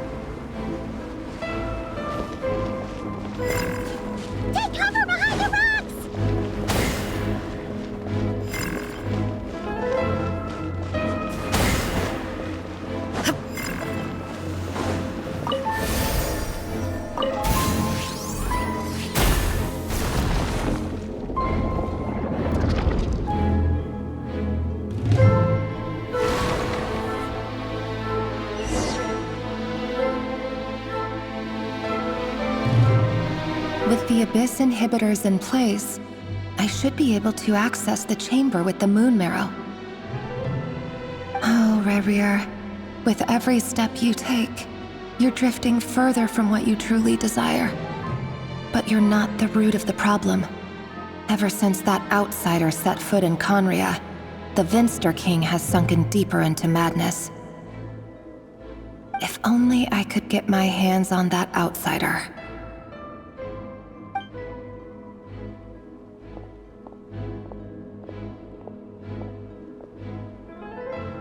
Hey look! The moon's reflection is back to normal! Elendis' voice mentioned a chamber with the moon marrow. Do you think maybe it's hidden in the moon's reflection? It must be. For within it, I sense the fragile aura of a dying soul. Then there's no time to lose! Let's go!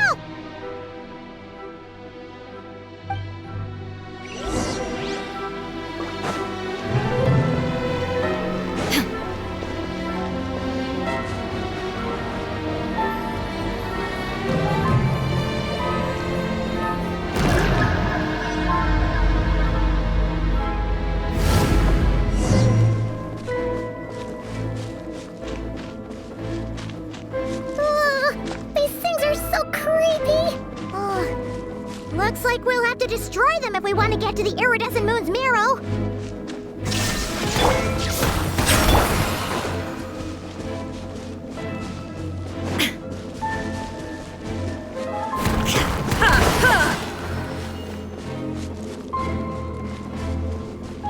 That must be the Iridescent Moon's marrow!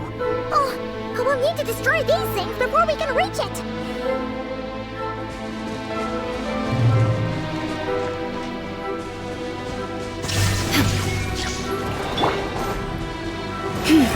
Branches of song. May I present? Go claw! Shine down!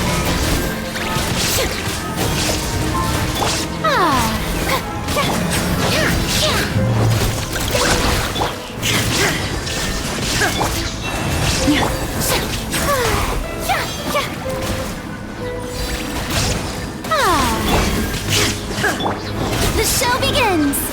There is no escape!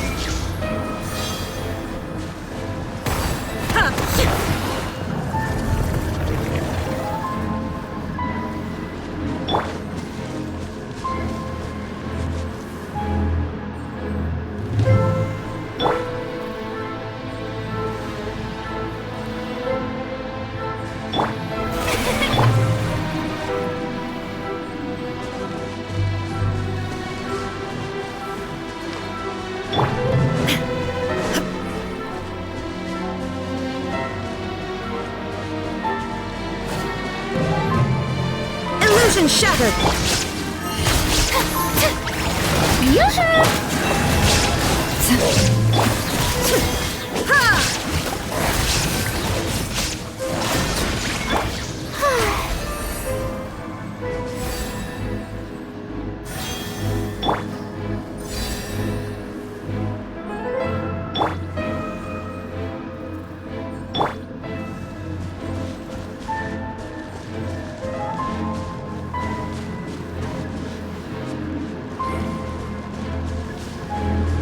No escape!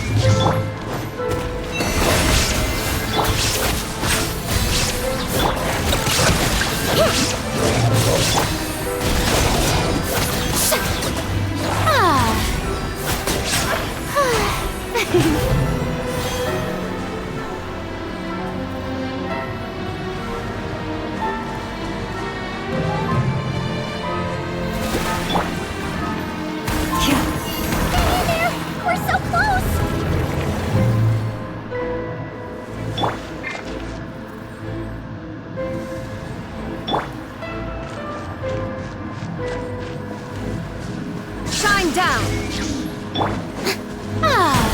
Strike a pose! Good luck! Leave this place. Ding dong water bomb! Two on there! Illusion shattered! Receive my blessing. The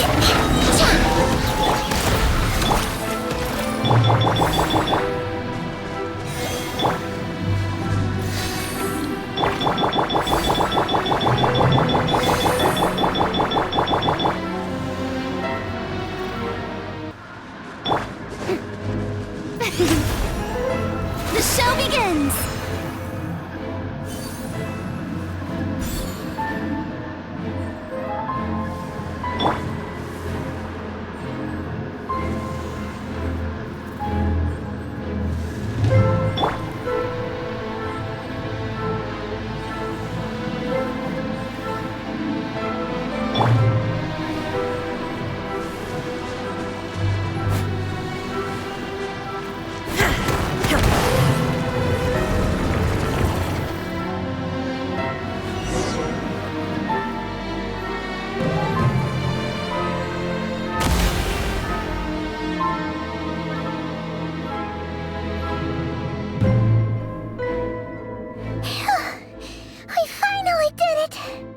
The Iridescent Moon's marrow, still burning away like an undying flame, yet now contaminated by the abyss.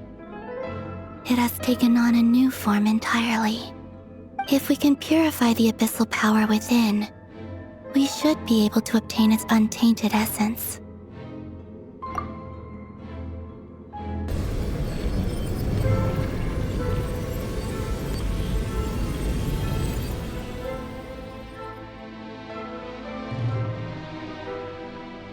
It's so cold.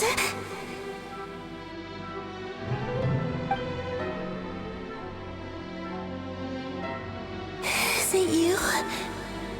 Are you here? Huh? Are you talking to us? At long last, I can see you once more. Our fates have crossed, and I am finally free. I'm sorry, I lied to you. Even knowing what was to come, I still couldn't let go of the fear in my heart as death drew near. The moment the moon shattered, my body began to split apart piece by piece. Like I was being cut into pieces by 1,000 blunt blades. My thoughts scattered as the cold crept in. But I could not bear to fade away like that. Tell me, what was it that brought you to us all that time ago? If only I had possessed your courage, then I might have been spared this torment more painful than death. You look so puzzled. That's how I felt too when I first saw you. But trust me when I say that everything happens for a reason. Farewell, Hypo.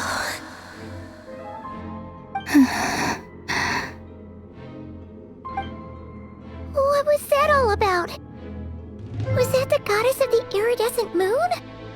Oh, it sounded like she was speaking to a long-lost friend. But none of us have ever met her before, right? Perhaps. She took me for the goddess of the frost moon she once knew. For a fading soul like hers, our auras must be too similar to tell apart. But anyway, we've got the Iridescent Moon's marrow now. That should help you regain your strength, right? Alright, time to leave this place and meet back up with Arlencchino. Let's go!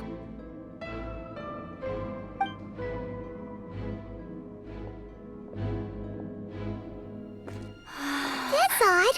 This place looks different than when we came in. Waning moon, oh lifeless damsel.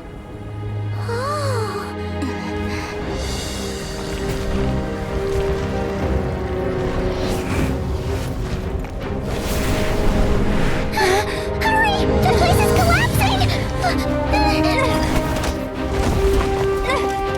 It wants to trap us here. Who's it? The abyss? Now we've taken the moon marrow.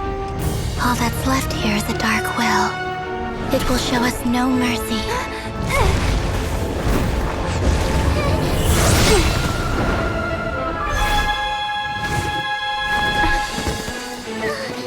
Give it back! The crimson moons! My marrow! My heart!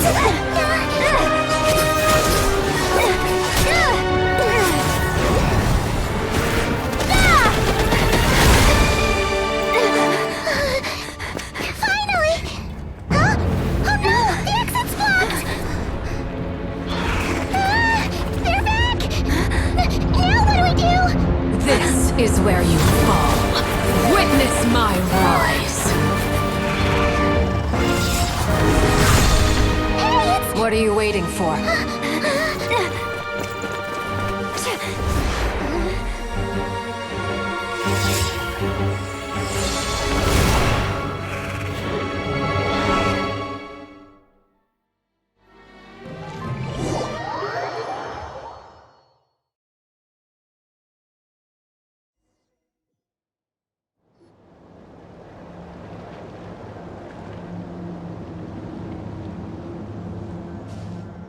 Oh, we made it!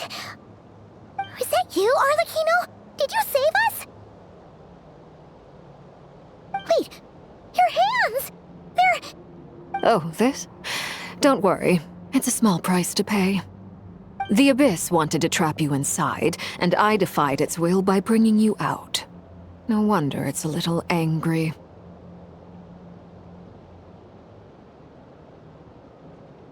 No. I have paid the price, albeit a small one, and it cannot be undone. My hands have already fused with the Abyss. Purification would simply destroy whatever's left of them. But surely... Oh... We're so sorry, Arlencchino. Paimon can't believe you'd make a sacrifice like this for us.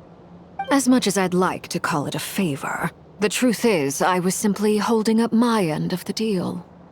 Well, Columbina. Yes, you did your part. And as promised, I will leave the Iridescent Moon's marrow in your care. From this day forth, may the two worlds' flames burn ever more brightly.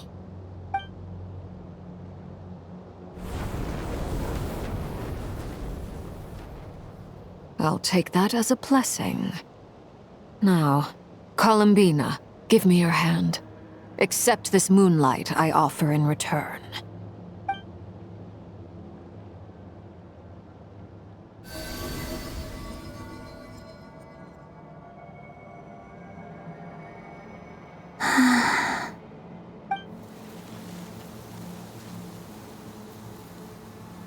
Feeling stronger? Hey, Columbina! Are you okay? I'm fine. Our powers are a little at odds, that's all. By the Frost Moon's authority alone, wielding the power of the other moons was always going to be a stretch. Still, I think it's fair to say that your strength has returned. At least to the level it was at as Third Harbinger.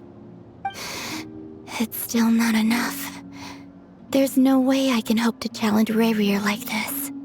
Just one more ray of moonlight, if you would. It's okay. I can take it.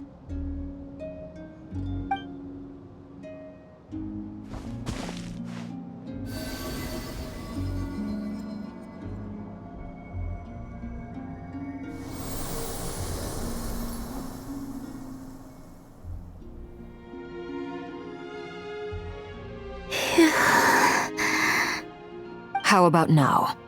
Fighting fit? At the very least, I won't have to stay hidden like before. I want to see him gone from Not Cry. The Rerir of Solnari and his wild hunt must be sent back where they belong. Well, it's good to have something to aim for. You certainly seem more alive now than you did earlier. When I first met you, you didn't strike me as a ray of moonlight. More like a wisp of fog drifting in from who knows where. ready to scatter at the first sign of a breeze. But now, you're full of vitality, just like the frost moon, once the brightest of them all. May you keep shining, Columbina. This is who you are.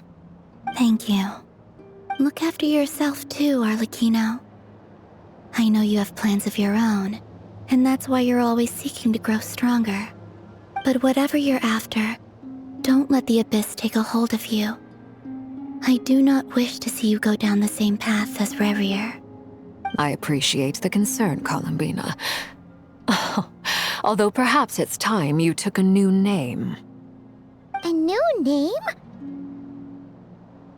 Kutar, the Moon Maiden, Columbina, they're nothing more than code names.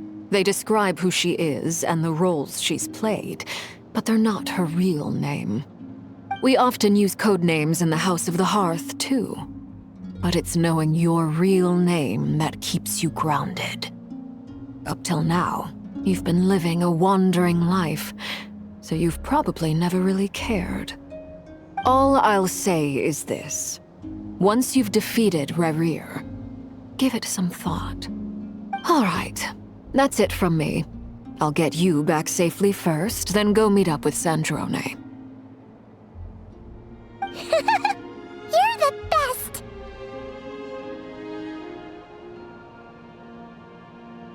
I appreciate the gesture. It speaks to your good character. Anyway, let's get going. There are more urgent things to do right now than trade compliments.